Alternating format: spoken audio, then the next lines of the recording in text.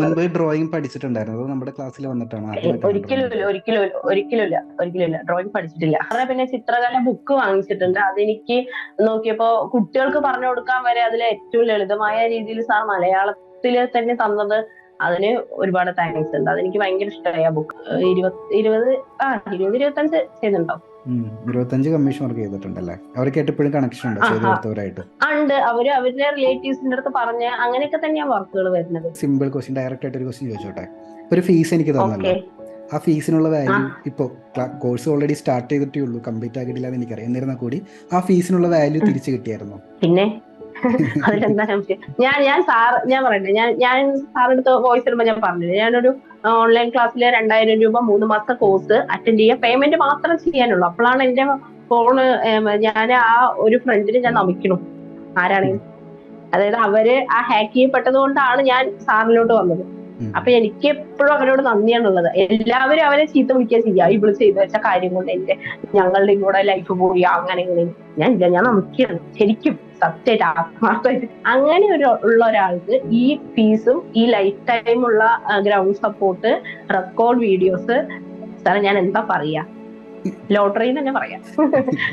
സത്യമായിട്ട് എന്റെ കാര്യങ്ങൾ ഞാൻ എന്നെ വിശ്വസിച്ചിട്ടില്ല. ഞാൻ സാറിന്റെ ക്ലാസ്സിൽ സാറും ഞാനും ഫേസ് ടു ഫേസ്, ഇതൊക്കെ എന്റെ സ്വപ്നങ്ങളുടെ ഭാഗമാണ്. അതായത് നമ്മൾ തീവ്രമായിട്ട് ആഗ്രഹിച്ചാൽ നടക്കുന്നൊക്കെ അബ്ദുൽ കലാം പറഞ്ഞിട്ടുള്ളതായിട്ട് അറിയാം. പിന്നെ എന്നെ ഈ നാട്ടില് കുറെ പേര്, ഞാൻ സാറിനോട് അന്നൊരു വോയിസ് ഇട്ടിട്ടുണ്ടായിരുന്നല്ലോ, അഹങ്കാരി, വരയ്ക്കുന്ന അഹങ്കാരി എന്നൊരു പേരുണ്ട് എനിക്കിവിടെ. അതെന്തുകൊണ്ടാണെന്നറിയില്ല, അറിഞ്ഞുകൊണ്ട് ഞാൻ ആരെയും ദ്രോഹിക്കാൻ പോയിട്ടില്ല. ഞാൻ വരയ്ക്കുന്നത് ആരോടും അങ്ങോട്ട് കയറി പറഞ്ഞ ആളാവാനും ശ്രമിച്ചിട്ടില്ല. എന്നെ ഇഷ്ടപ്പെട്ട് ഇങ്ങോട്ട് ചോദിക്കുന്നവർക്ക് മാത്രമേ ഞാൻ മറുപടി കൊടുത്തിട്ടുള്ളൂ, ഞാൻ അതിനെക്കുറിച്ച് എക്സ്പ്ലെയിൻ ചെയ്തിട്ടുള്ളൂ. പിന്നെ എന്തുകൊണ്ടാണെന്ന് എനിക്കറിയില്ല. ഡെയിലി പോസ്റ്റ് ചെയ്യാൻ തുടങ്ങിയപ്പോൾ കേട്ട ഒരു പേരാണ്. അവിടെ നമ്മൾ ഫോക്കസ് കൊടുക്കേണ്ട കാര്യം, മറ്റുള്ളവർ എന്തും നമ്മളെ പറഞ്ഞോട്ടെ, നെഗറ്റീവ് ആയിക്കോട്ടെ പോസിറ്റീവ് ആയിക്കോട്ടെ, മറ്റുള്ളവർ എന്തും നമ്മളെ പറഞ്ഞോട്ടെ, നമ്മൾ നമ്മുടെ അടുത്ത് എന്താണ് പറയുന്നത് അവിടെയാണ് ഇമ്പോർട്ടൻറ്റ്. മനസ്സിലാവുന്നത്? മറ്റൊരാൾ നമ്മുടെ അടുത്ത് നെഗറ്റീവ് പറയുന്ന സമയത്ത് നമ്മുടെ മൈൻഡ് എന്താണ് നമ്മുടെ അടുത്ത് പറയുന്നതെന്ന് ആലോചിക്കുക. അപ്പൊ എന്നെ സംബന്ധിച്ചിടത്തോളം ഈ ക്ലാസ്സിൽ എന്റെ പരമാവധി അധ്വാനം, സമയം, ഡെഡിക്കേഷൻ, ഇനി അതിന്റെ പേരുകൾ എന്തൊക്കെ ഉണ്ടോ അതെല്ലാം ഞാൻ ഇതിൽ തന്നിരിക്കുന്നു, ഉറപ്പാണ്. ഞാൻ എന്ത് നഷ്ടപ്പെടുത്തിയിട്ടായാലും ഞാനത് അവിടെ ഇരിക്കും. ഞാൻ അത്രയും തീവ്രമായിട്ട് ആഗ്രഹിച്ചിട്ടാണ് ആർട്ടിലേക്ക് വന്നത്. എന്റെ മുമ്പിൽ ഇരിക്കുന്നത് ഞാൻ ഒരുപാട് ആഗ്രഹിച്ച ഒരു ഗുരു.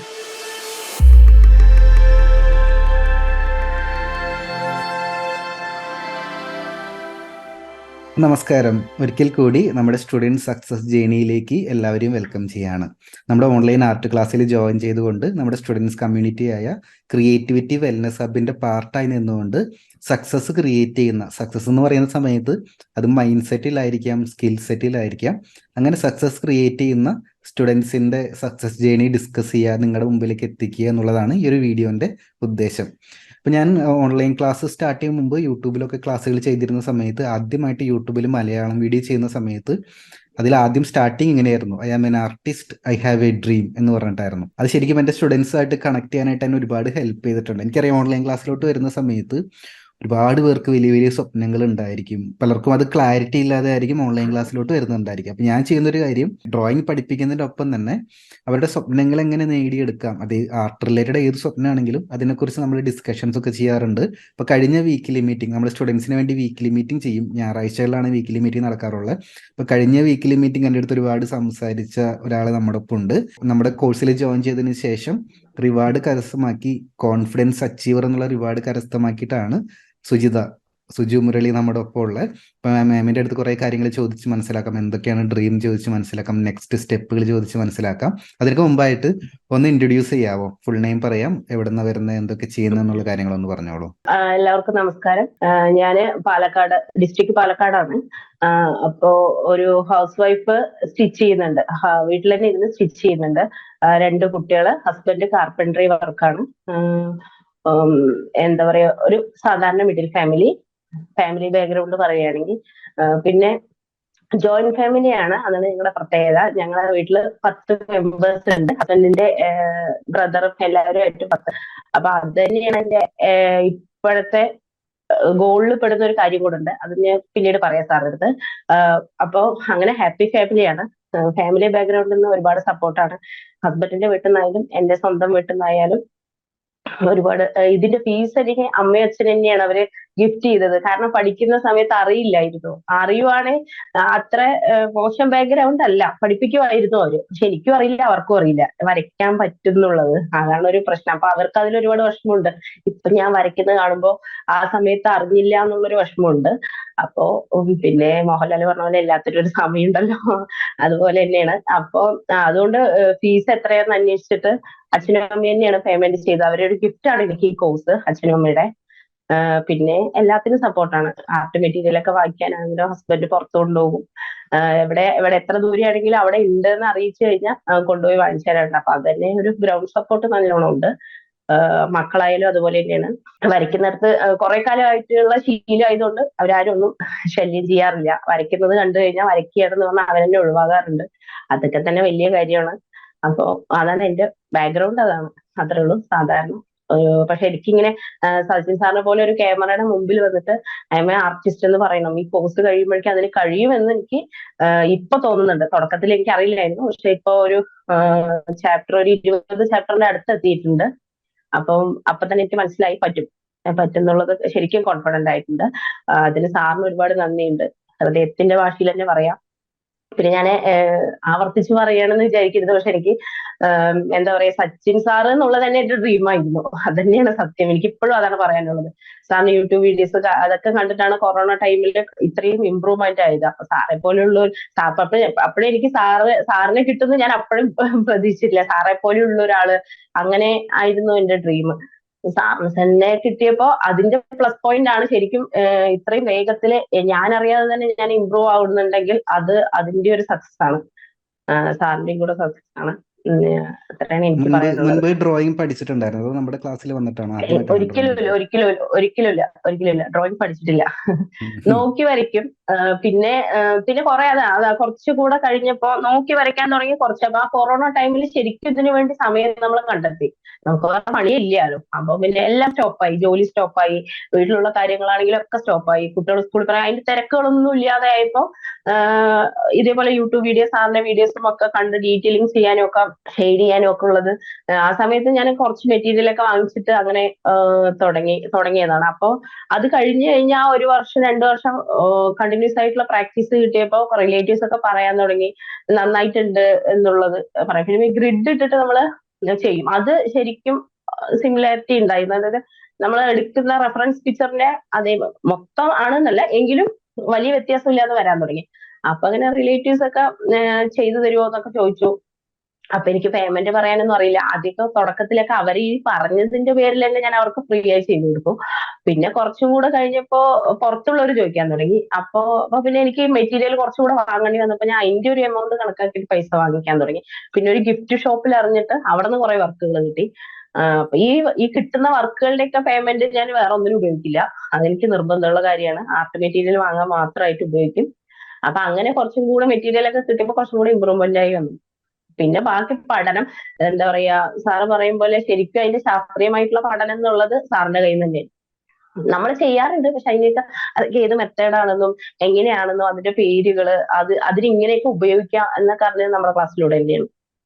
ഒരുപാട് സന്തോഷം. അപ്പൊ കൊറോണ ടൈമിലാണ് കൂടുതൽ ചിത്രങ്ങൾ വരച്ചു തുടങ്ങിയത്. ഇപ്പോഴാണ് ആ ആദ്യമായിട്ട് ആ ചിത്രകല പഠിക്കുന്നത് അല്ലേ, നമ്മുടെ ഓൺലൈൻ ക്ലാസ്സിലൂടെ? അതെ, അതെ തീർച്ചയായും. യെസ്. സാറിന് പിന്നെ ചിത്രകല ബുക്ക് വാങ്ങിച്ചിട്ടുണ്ട്. അതെനിക്ക് നോക്കിയപ്പോ കുട്ടികൾക്ക് പറഞ്ഞു കൊടുക്കാൻ വരെ അതിൽ ഏറ്റവും ലളിതമായ രീതിയിൽ സാർ മലയാളത്തിൽ തന്നെ തന്നത്, അതിന് ഒരുപാട് താങ്ക്സ് ഉണ്ട്. അതെനിക്ക് ഭയങ്കര ഇഷ്ടമായി ആ ബുക്ക്. അത് എത്ര കാലം ചെന്നാലും നമ്മൾ ഈ ഓൺലൈൻ ക്ലാസ്, ഈ റെക്കോർഡ് ക്ലാസ് കണ്ടിട്ട് ആ ബുക്ക് നമ്മുടെ കയ്യിൽ കിട്ടുമ്പോൾ അത് നല്ല ഒരു അനുഭവമായിരുന്നു. അത് വായിച്ചു നോക്കുമ്പോൾ നമുക്ക് കുറച്ച് കൂടുതൽ അടുപ്പം, എന്താ പറയാ, സാറ് പറഞ്ഞ പോലെ തന്നെ ആഴത്തിൽ അറിയാൻ കഴിയുന്നുണ്ട് അത്.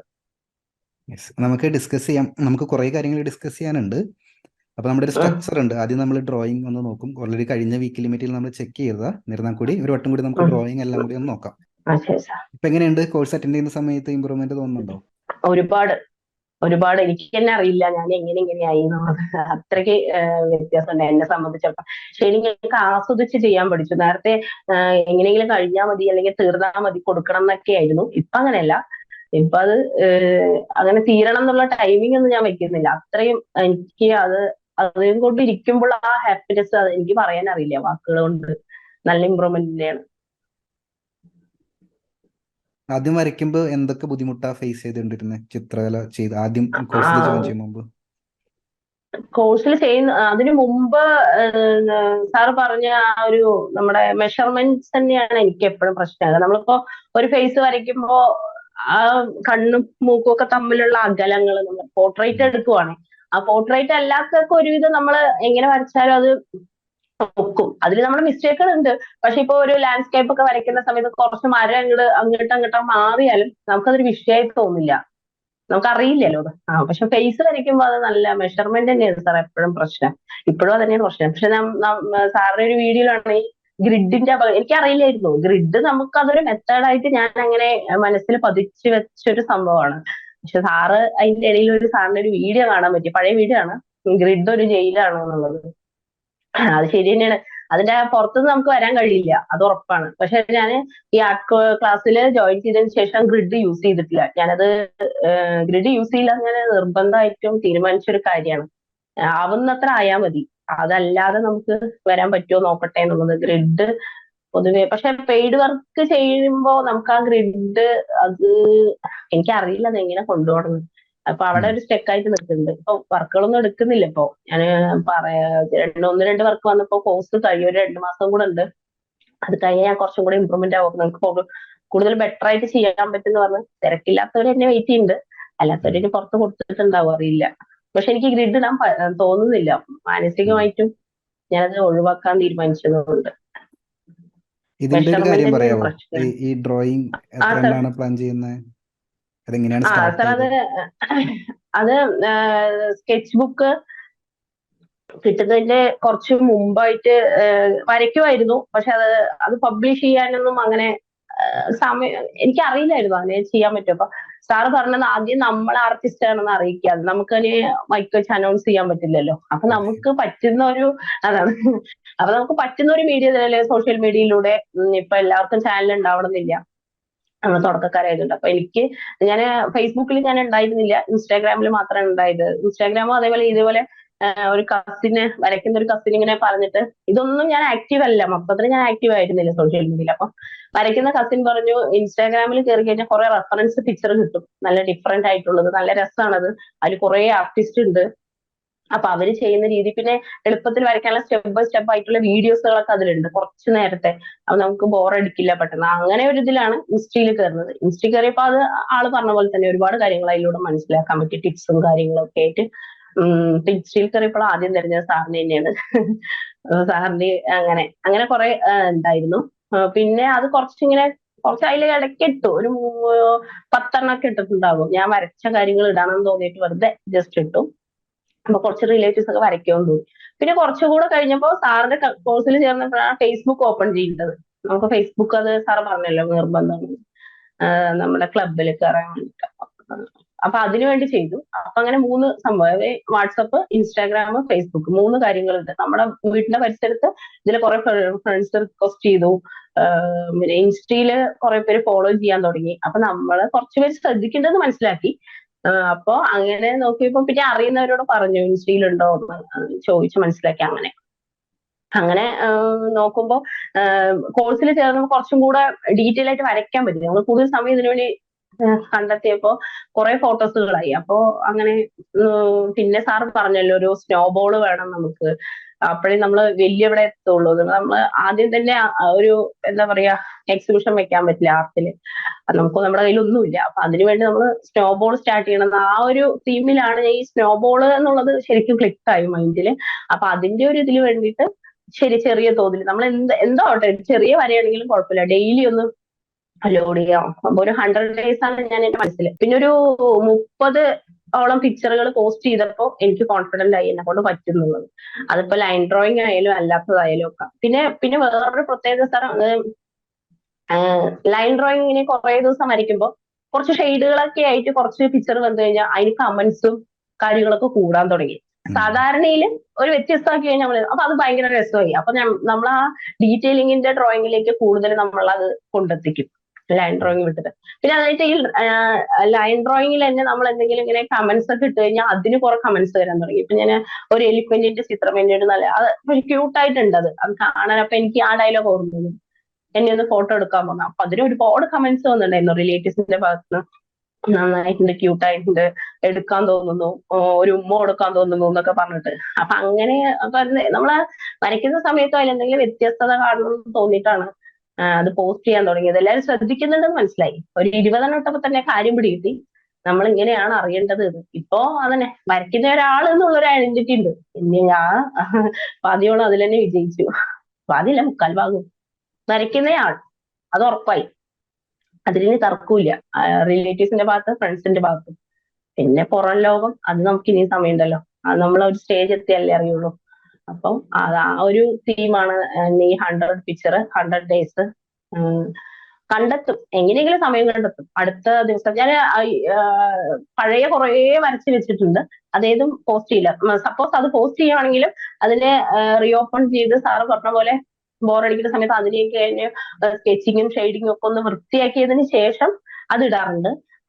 അതല്ലാതെ ഞാൻ അയ്യോ അപ്പപ്പോ ചെയ്യുന്നത് മാത്രമേ ഉള്ളൂ. കുറെ ബുക്കുകളുണ്ട്, ഒരു 7-8 ബുക്കുകളുണ്ട്, ക്ലിയർ അല്ലാത്തതും ആയതും ഒക്കെ. അതിനെ ചിലപ്പോൾ മറിച്ച് നോക്കിയിട്ട് ക്ലിയർ ചെയ്യാൻ പറ്റുന്ന തോന്നുന്നതിന് അങ്ങനെ ഇടും. അല്ലെങ്കിൽ അത് ലൈവായിട്ട് ഇപ്പൊ വരച്ചിട്ട് അന്നാളെ തന്നെയാണ് ഇടുന്നത്. അത് തന്നെയാണ്. അപ്പൊ വരയ്ക്കുന്ന ഒരാളെന്നുള്ള ഐഡന്റിറ്റി ഉണ്ടാക്കുക എന്നായിരുന്നു ആ 100 ഡേയ്സിന്റെ ഒരു സ്നോബോൾ. അങ്ങനെ ഞാൻ സ്റ്റാർട്ട് ചെയ്തത്. അത് അത് ഈസി ആയിട്ട് സാധിക്കും. എന്റെ ഒരു സ്റ്റുഡന്റ് ആ 1000 ഡ്രോയിങ് ചെയ്യുന്നുണ്ട്. ആലോചിക്ക്.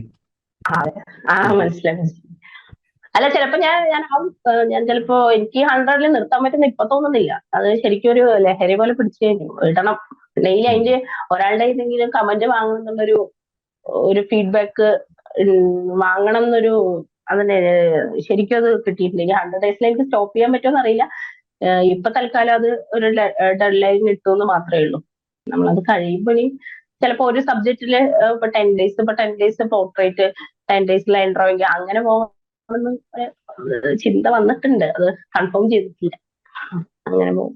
അതിൽ നമുക്കൊരു ക്ലാരിറ്റി വരുത്താം. അതായത് ഇപ്പോൾ 2 ലെവലിലാണ് നമ്മൾ നിൽക്കുന്നത്. ആർട്ട് എന്ന് പറയുന്ന സമയത്ത് നമുക്കിപ്പോൾ ലേണിങ്ങും നടക്കുന്നുണ്ട്, അതിൻ്റെ ഒപ്പം ഏണിങ്ങും നടക്കണം. പലരുടെയും വിചാരം ഈ ലേണിംഗ് കംപ്ലീറ്റ് ആക്കിയതിന് ശേഷം മാത്രമേ ഏണിങ് ചെയ്യാൻ പാടുള്ളൂ എന്നുള്ളതാണ്. അത് മിസ്റ്റേക്കാണ്, അത് തെറ്റാണ്. നമുക്ക് ലേൺ ചെയ്യുന്നതിൻ്റെ ഒപ്പം തന്നെ നമുക്ക് ഏൺ ചെയ്യാനായിട്ട് പറ്റും. ഇപ്പം ഞാൻ യൂട്യൂബ് ചാനൽ സ്റ്റാർട്ട് ചെയ്ത സമയത്ത് എനിക്ക് ഇത്രയും വരയ്ക്കാനുള്ള സ്കില്ല് ഉണ്ടായിരുന്നില്ല. ഞാൻ പതിയെ ഡെവലപ്പ് ചെയ്തെടുത്തതാണ്. പക്ഷെ ആ സമയം മുതൽ ഞാൻ ക്ലാസ്സുകളും എല്ലാമായിട്ട് ഞാൻ ലേൺ ചെയ്യുന്നതിനൊപ്പം തന്നെ ഏൺ ചെയ്യായിരുന്നു. മനസ്സിലാവുന്നുണ്ടോ? ഇപ്പം നമ്മൾ നിൽക്കുന്ന ഒരു സ്റ്റേജിൽ ഇനി നമുക്ക് ഒരുപാട് പഠിക്കാനുണ്ട്. എന്തായാലും പ്രാക്ടീസ് മുടങ്ങാതെ മുന്നോട്ട് പോകും. ചിത്രങ്ങൾ കൂടുതൽ വരയ്ക്കാൻ നമ്മൾ പഠിച്ചുകൊണ്ടിരിക്കും. പക്ഷെ ഇപ്പോൾ ഓൾറെഡി ഏൺ ചെയ്ത് സ്റ്റാർട്ട് ചെയ്ത് കാരണം നമുക്ക് ഈസിയാണ്, മുന്നോട്ട് കൂടുതൽ ഏൺ ചെയ്യാനായിട്ട് എളുപ്പമാണ്. അപ്പം നമുക്ക് ഡിസ്കസ് ചെയ്യാം. ഇത് രണ്ടും വേണമെങ്കിലും മാമിന് ചൂസ് ചെയ്യാം ഏത് ഡിസ്കസ് ചെയ്യണമെന്ന്. ഇത് രണ്ടും ഡിസ്കസ് ചെയ്യാൻ ഞാൻ ഒരുക്കുകയാണ്. സാർ, ഒരു കാര്യം ഞാൻ പറഞ്ഞില്ല, ഞാൻ ഗ്രിഡ് ഇല്ലാന്ന്. പക്ഷെ പോർട്രേറ്റ് നമുക്ക് വർക്ക് വരുന്ന സമയത്ത് സെയിം ആയി ചെയ്യാൻ ഗ്രിഡ് ഇടേണ്ടി വരുന്നുണ്ട്. അപ്പൊ അത് സാറിന്റെ ഒരു സജഷൻ വേണമെന്നുണ്ട്. ഗ്രിഡ് ഇടുന്നതുകൊണ്ട് കുഴപ്പമുണ്ടോ? പക്ഷെ എനിക്ക് പേടിയാണ്, ഇനി ഗ്രിഡ് ഇട്ടാൽ വീണ്ടും അതിലേക്ക് പോകുമോ എന്നുള്ളത്. 2 കാര്യങ്ങൾ നല്ല പ്രശ്നമായിട്ട് ശരിക്കും മാനസികം തന്നെ പറയാം. എങ്ങനെ തീരുമാനം എടുക്കാൻ പറ്റാണ്ട് വല്ലാണ്ടായിരിക്കും. അതുകൊണ്ട് ഞാൻ ഇപ്പൊ പിന്നെ 2 വർക്ക് ഒഴിവാക്കി. പക്ഷെ എനിക്ക് വിഷമമുണ്ട്, കാരണം എനിക്ക് വർക്ക് കിട്ടുന്നത് തന്നെ വലിയ കാര്യമാണ്. അതിൽ കിട്ടിയ വർക്ക് ഒഴിവാക്കി. പക്ഷെ എന്നെ എന്തോ പിടിച്ചു നിർത്തണം. ഇപ്പൊ ചെയ്യുന്ന കുറച്ചും കൂടെ കഴിഞ്ഞിട്ട് ചെയ്താൽ മതി. അതെന്താന്ന് എനിക്കും അറിയില്ല. സാറൊന്ന് ക്ലാരിറ്റി ചെയ്തു. ഗ്രിഡ് യൂസ് ചെയ്യുന്നതുകൊണ്ട് ഒരു കുഴപ്പമില്ല. നമ്മൾ കമ്മീഷൻ വർക്കൊക്കെ ചെയ്യുന്ന സമയത്ത് ശരിക്കും ഗ്രിഡ് ഇട്ടിട്ട് തന്നെയാണ് വരയ്ക്കാറുള്ളത്, നമ്മൾ സേഫ് ആക്കാനായിട്ട്. പക്ഷെ നമ്മൾ പ്രാക്ടീസ് ചെയ്യുന്ന സമയത്ത് മാക്സിമം ഗ്രിഡ് ഒഴിവാക്കും. അത് നമ്മുടെ പ്രാക്ടീസ് സ്കില്ല് കൂടുതൽ ഇമ്പ്രൂവ് ചെയ്യാൻ വേണ്ടിയിട്ടാണ്. നമ്മൾ വലിയ വലിയ ചിത്രങ്ങൾ വരയ്ക്കുന്ന സമയത്ത്, കമ്മീഷൻ വർക്ക് ചെയ്യുന്ന സമയത്ത് ഗ്രിഡ് ഇടാം, ഇഷ്യൂ ഒന്നുമില്ല. ഗ്രിഡ് യൂസ് ചെയ്യാറും ഒരു ഇഷ്യൂ ഇല്ല. ഓക്കെ. പിന്നെ എനിക്ക് ഗൈഡ് ലൈൻ വെച്ചിട്ട് പോർട്രേറ്റ് ചെയ്യുമ്പോൾ അതിന് ഈ ഗൈഡ് ലൈൻ വരയ്ക്കാൻ ഏതെങ്കിലും ആപ്പ് ഉണ്ടോ എന്നുള്ളതൊരു ക്വസ്റ്റ്യൻ ആണ്. മനസ്സിലായി. ഗൈഡ് ലൈൻ വരയ്ക്കാനായിട്ട് ആപ്പ് യൂസ് ചെയ്യേണ്ട ആവശ്യമില്ല എന്നുള്ളതാണ് അതിന്റെ ഉത്തരം. ആപ്പുകളുണ്ട്, ഗൈഡ് ലൈൻ വരയ്ക്കാനല്ല, മൊബൈലിൽ തന്നെ മാർക്ക് ചെയ്യാനുള്ള ആപ്പുകളുണ്ട്, ലൈൻ വരയ്ക്കാനുള്ള ആപ്പുകളുണ്ട്. പക്ഷെ നമ്മളത് മനസ്സിൽ സങ്കല്പിച്ച് ചെയ്യുന്നതായിരിക്കും നല്ലത്. A3 സൈസിലോ A4 സൈസിലോ പ്രിന്റ് എടുക്കുക, അതിൽ വരയ്ക്കുക, എന്നിട്ട് പേപ്പറിലോട്ട് വരിക. അതാണ് എളുപ്പം. ശരി ശരി സർ. അതിന് വലിയ പൈസ ഇല്ല, അത് ഞാൻ ചെയ്യാറുള്ളത് തന്നെയാണ്. തീർച്ചയായും നമ്മളിപ്പോ ചിത്രം വരയ്ക്കുമ്പോ എല്ലാവരും കോമൺ ആയിട്ട് ചോദിക്കുന്ന ഒരു കാര്യമുണ്ട്, എവിടെ തുടങ്ങണം എന്നുള്ളത്. അത് കണ്ണു തുടങ്ങണം, മൂക്ക് തുടങ്ങണം. അപ്പൊ സാർ അത് പലതവണയായിട്ട് പറഞ്ഞിട്ടുണ്ട്, അത് നമ്മുടെ ഇഷ്ടമാണ്, നമ്മുടെ ഫ്രീഡം ആണ് എന്നൊക്കെ. അതിലൊന്നും കൺഫ്യൂഷൻ ഇല്ല, അത് ശരി തന്നെയാണ്. ഓരോരുത്തർക്കും ഓരോ പോലെ ഇരിക്കും. പക്ഷെ എന്റെ ഡൗട്ട് അവിടെ അല്ല, എവിടെ അവസാനിപ്പിക്കണം എന്നുള്ളതാണ്. അതായത് ഈ ഷെയ്ഡ് ചെയ്ത് വരുമ്പോ നമ്മള് മതിന്ന് തോന്നും ചില സമയത്ത്. പക്ഷെ ഒരു 2 ദിവസം കഴിഞ്ഞു കഴിഞ്ഞാൽ നമുക്കതിൽ കുറച്ചും കൂടെ ചെയ്തു എന്ന് വെച്ചാൽ അത് കുറച്ചും കൂടെ ഭംഗി തോന്നും. ചില ചിത്രങ്ങളിൽ അതേപോലെ കുറച്ച് ദിവസം കഴിഞ്ഞിട്ട് ഇത്രയും കൂടെ ഇവിടെ കൂടെ ഷെയ്ഡ് ചെയ്ത് നന്നായിരിക്കും എന്ന് പറഞ്ഞ് ചെയ്ത് കഴിഞ്ഞാൽ അത് കുളമാവും. അങ്ങനെ രണ്ട് ഇതുണ്ട്. അപ്പൊ നമ്മൾ കറക്റ്റ് ആയിട്ടുള്ള ഒരു സ്ഥലത്ത് നമ്മൾ സ്റ്റോപ്പ് ചെയ്യാൻ നമുക്ക് അത് എങ്ങനെയാണെന്നുള്ളത് ഒരു കൺഫ്യൂഷനാണ് എപ്പോഴും. ഞാൻ പറഞ്ഞുതരാം. ഒന്നാമത്തെ കാര്യം, നമ്മൾ സ്റ്റാർട്ടിങ് സ്റ്റേജിൽ ബിഗിനേഴ്സ് പലപ്പോഴും റെഫറൻസ് പിക്ചർ യൂസ് ചെയ്യാറുണ്ട്. ഇപ്പൊ നമ്മുടെ കോഴ്സിലാണെങ്കിലും ഒരുപാട് റെഫറൻസ് പിക്ചർ നമ്മൾ തരുന്നുണ്ട്. അതെന്തിനാന്ന് വെച്ച് കഴിഞ്ഞാൽ, റെഫറൻസ് പിക്ചർ ഉണ്ടെങ്കിൽ നമുക്ക് കമ്പയർ ചെയ്ത് നോക്കിയിട്ട് അതേപോലെ ആയോ എന്ന് തീരുമാനിച്ച് അതേപോലെ ആയിട്ടുണ്ടെങ്കിൽ അവിടെ വെച്ച് സ്റ്റോപ്പ് ചെയ്യാൻ പറ്റും. ഈസിയാണ്. മനസ്സിലാവുന്നുണ്ടോ? ഈ റെഫറൻസ് പിക്ചർ ഇല്ലാതെ വരുമ്പോഴാണ് നമുക്ക് ഇഷ്യൂ വരുന്നത്. അപ്പോൾ മാക്സിമം സ്റ്റാർട്ടിങ് സ്റ്റേജിലാണെങ്കിൽ മാക്സിമം റെഫറൻസ് പിക്ചേഴ്സ് എടുക്കുക. റിയൽ ഒബ്ജക്റ്റുകൾ നോക്കി വരയ്ക്കാം, റെഫറൻസ് പിക്ചേഴ്സ്, റിയൽ ഫോട്ടോസ് നോക്കി വരയ്ക്കാം, മറ്റുള്ള ആർട്ടിസ്റ്റുകൾ വരച്ച് നോക്കി വരയ്ക്കാം. അപ്പൊ ആ ഒരു ലെവൽ എത്തുമ്പോൾ അതോട് എക്സാക്ട്ലി മാച്ച് ആകുമ്പോൾ സ്റ്റോപ്പ് ചെയ്യുക. അതാണ് അതിന്റെ സിമ്പിൾ സൊല്യൂഷൻ.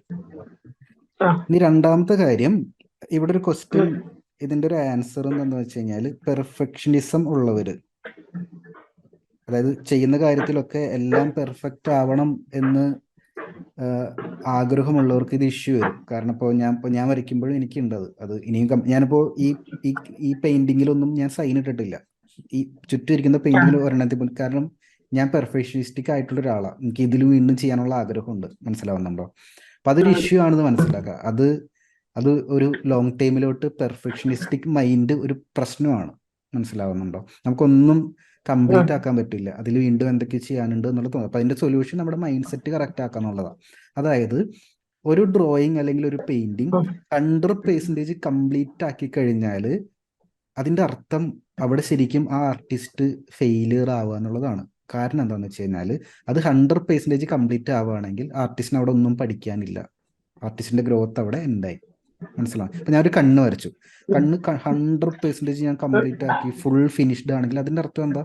എനിക്ക് പിന്നെ മുന്നോട്ടൊന്നും ചെയ്യാനില്ല എന്നുള്ളതാണ്. അപ്പൊ എപ്പോഴും ഒരു റൂം ഫോർ ഇമ്പ്രൂവ്മെന്റ് എന്ന് പറയാം. ആ വീട് അങ്ങനെയാണ്, റൂം ഫോർ ഇമ്പ്രൂവ്മെന്റ്. എപ്പോഴും ഇമ്പ്രൂവ്മെന്റിന്റെ ഒരു ഗ്യാപ്പ് നമ്മുടെ ആർട്ട് വർക്കിൽ, നമ്മുടെ ലൈഫിൽ എപ്പോഴും കിടക്കണം. അല്ലെങ്കിൽ നമുക്ക് മുന്നോട്ട് കൊണ്ടുപോകാൻ പറ്റില്ല. പലപ്പോഴും പലരും ആർട്ട് നിർത്തുന്നുണ്ടായിരിക്കും. ഈ പറഞ്ഞ പോലെ റീലിസം വരയ്ക്കണം എന്നൊക്കെ ആഗ്രഹിച്ച് ക്ലാസ്സിലോട്ടൊക്കെ വന്ന് റീലിസം ഒരു ദിവസം അവർ വരയ്ക്കും. ആ സമയത്ത് അവരത് നിർത്തും. കാരണം എന്താ വെച്ച് കഴിഞ്ഞാൽ അവർക്കറിയാം എക്സാക്ട്ലി ഫോട്ടോ പോലെയായി, ഇനി എന്താ ചെയ്യണമെന്ന് അവർക്ക് അറിയില്ല. മനസ്സിലാവുന്നുണ്ടോ? അപ്പൊ എപ്പോഴും നമ്മൾ വരയ്ക്കുന്ന ചിത്രങ്ങൾ പെർഫെക്റ്റ് അല്ല എന്ന് മനസ്സിലാക്കുക. എല്ലാ ചിത്രത്തിലും എന്തെങ്കിലും ഒരു കാര്യം ചെയ്യാനുണ്ടാവും. ഇപ്പോൾ കണ്ണ് വരച്ചാണ്, എനിക്ക് ഒരുപാട് കാര്യം, കണ്ണിന്റെ ഐലാഷസ് കുറച്ചും കൂടി ലെങ്ത് കൂട്ടാനുണ്ട്, ഷെയ്ഡ് മാറി, എനിക്കറിയാം.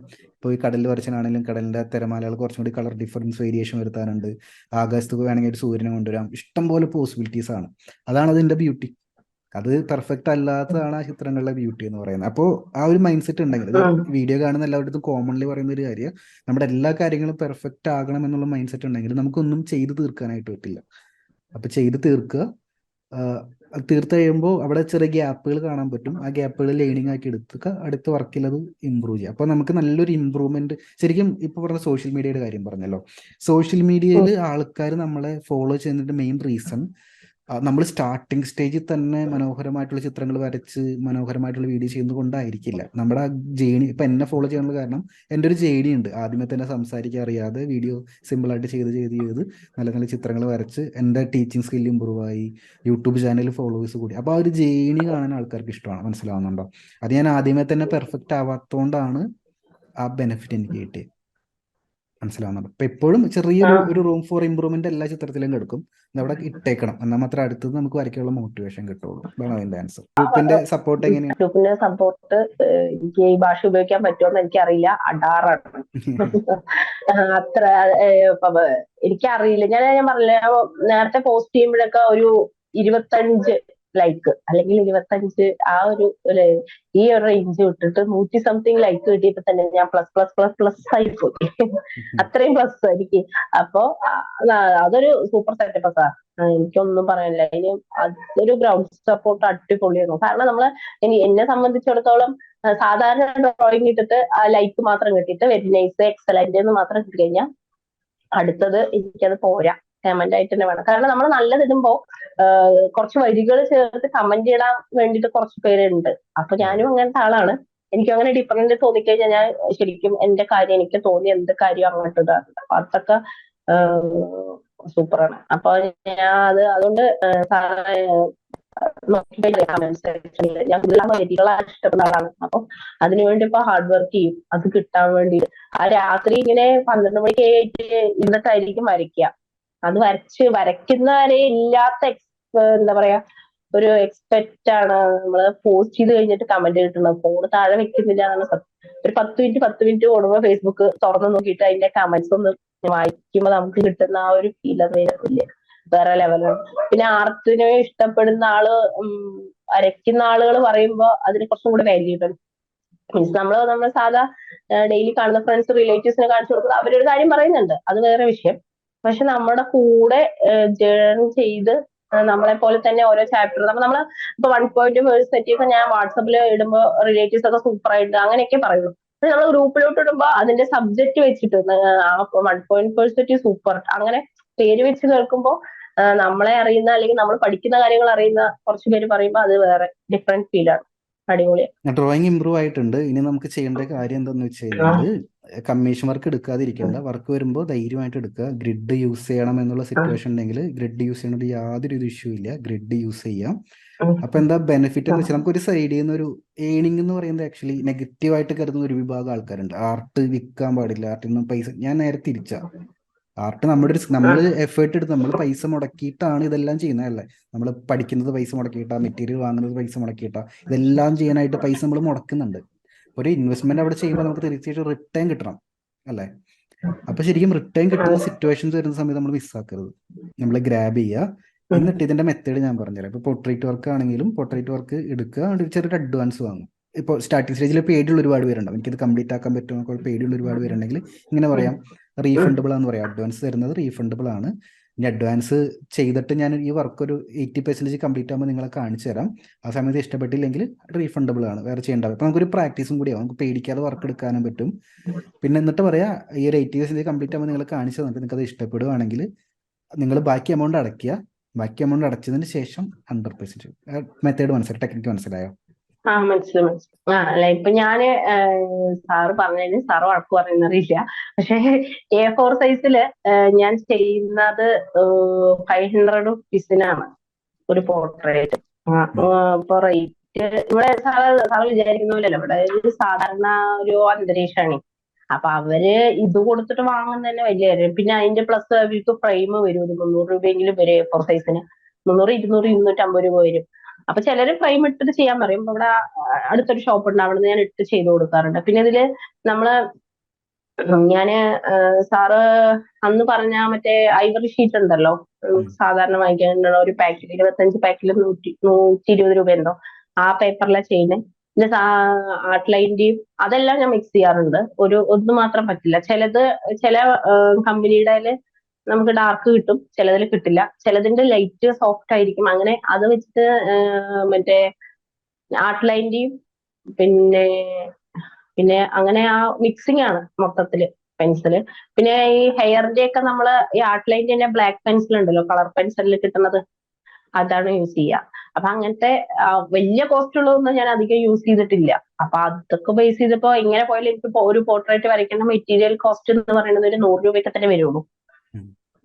അപ്പൊ അത് വെച്ചിട്ടൊരു 500 റുപ്പീസ് ഇപ്പൊ വാങ്ങിക്കുന്നുള്ളൂ.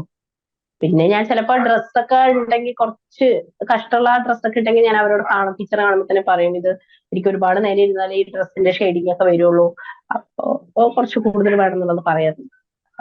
ഇപ്പൊ എത്ര വർക്ക് ടോട്ടൽ ചെയ്തിട്ടുണ്ടാവും കമ്മീഷൻ വർക്ക് ഡ്രോയിങ്? അറിയില്ല സാർ, ഞാൻ അതൊന്നും സ്റ്റോർ ചെയ്ത് വെച്ചില്ല. ഞാനൊരു 20, 25 ചെയ്തിട്ടുണ്ടാവും. 25 കമ്മീഷൻ വർക്ക് ചെയ്തിട്ടുണ്ടല്ലേ? അവരൊക്കെയായിട്ട് ഇപ്പോഴും കണക്ഷൻ ഉണ്ടോ, ആ ചെയ്തു ആ കൊടുത്തവരായിട്ട്? ഉണ്ട്. അവരുടെ റിലേറ്റീവ്സിന്റെ അടുത്ത് പറഞ്ഞ് അങ്ങനെയൊക്കെ തന്നെയാ വർക്കുകൾ വരുന്നത്. പിന്നെ ഈ ഗിഫ്റ്റ് ഷോപ്പ് അവിടെ വരുന്നതും അതേപോലെ അവര് ഓർത്ത് വെച്ച് വരാറുണ്ട്. നമ്മളൊരു പരസ്യം അവിടെ വെച്ചിട്ടുണ്ട് ഒരെണ്ണം ചെയ്തിട്ട്. അപ്പൊ അത് അവര് ഗിഫ്റ്റ് ഷോപ്പിൽ വരുമ്പോ ഇതെന്താ, ഇപ്പൊ ഇത് കൈകൊണ്ട് വരച്ചിട്ട് നമ്മൾ ഗിഫ്റ്റ് ആയിട്ട് കൊടുക്കുന്നതാണ് പറഞ്ഞിട്ട്. പിന്നെ നമ്മുടെ ആ ഓൺലൈനിൽ ഞാൻ പറഞ്ഞില്ലേ, ഞാൻ ക്ലാസ് എടുക്കുന്നത് സാറൊന്ന് ചാർട്ട് ചെയ്ത് തരണം.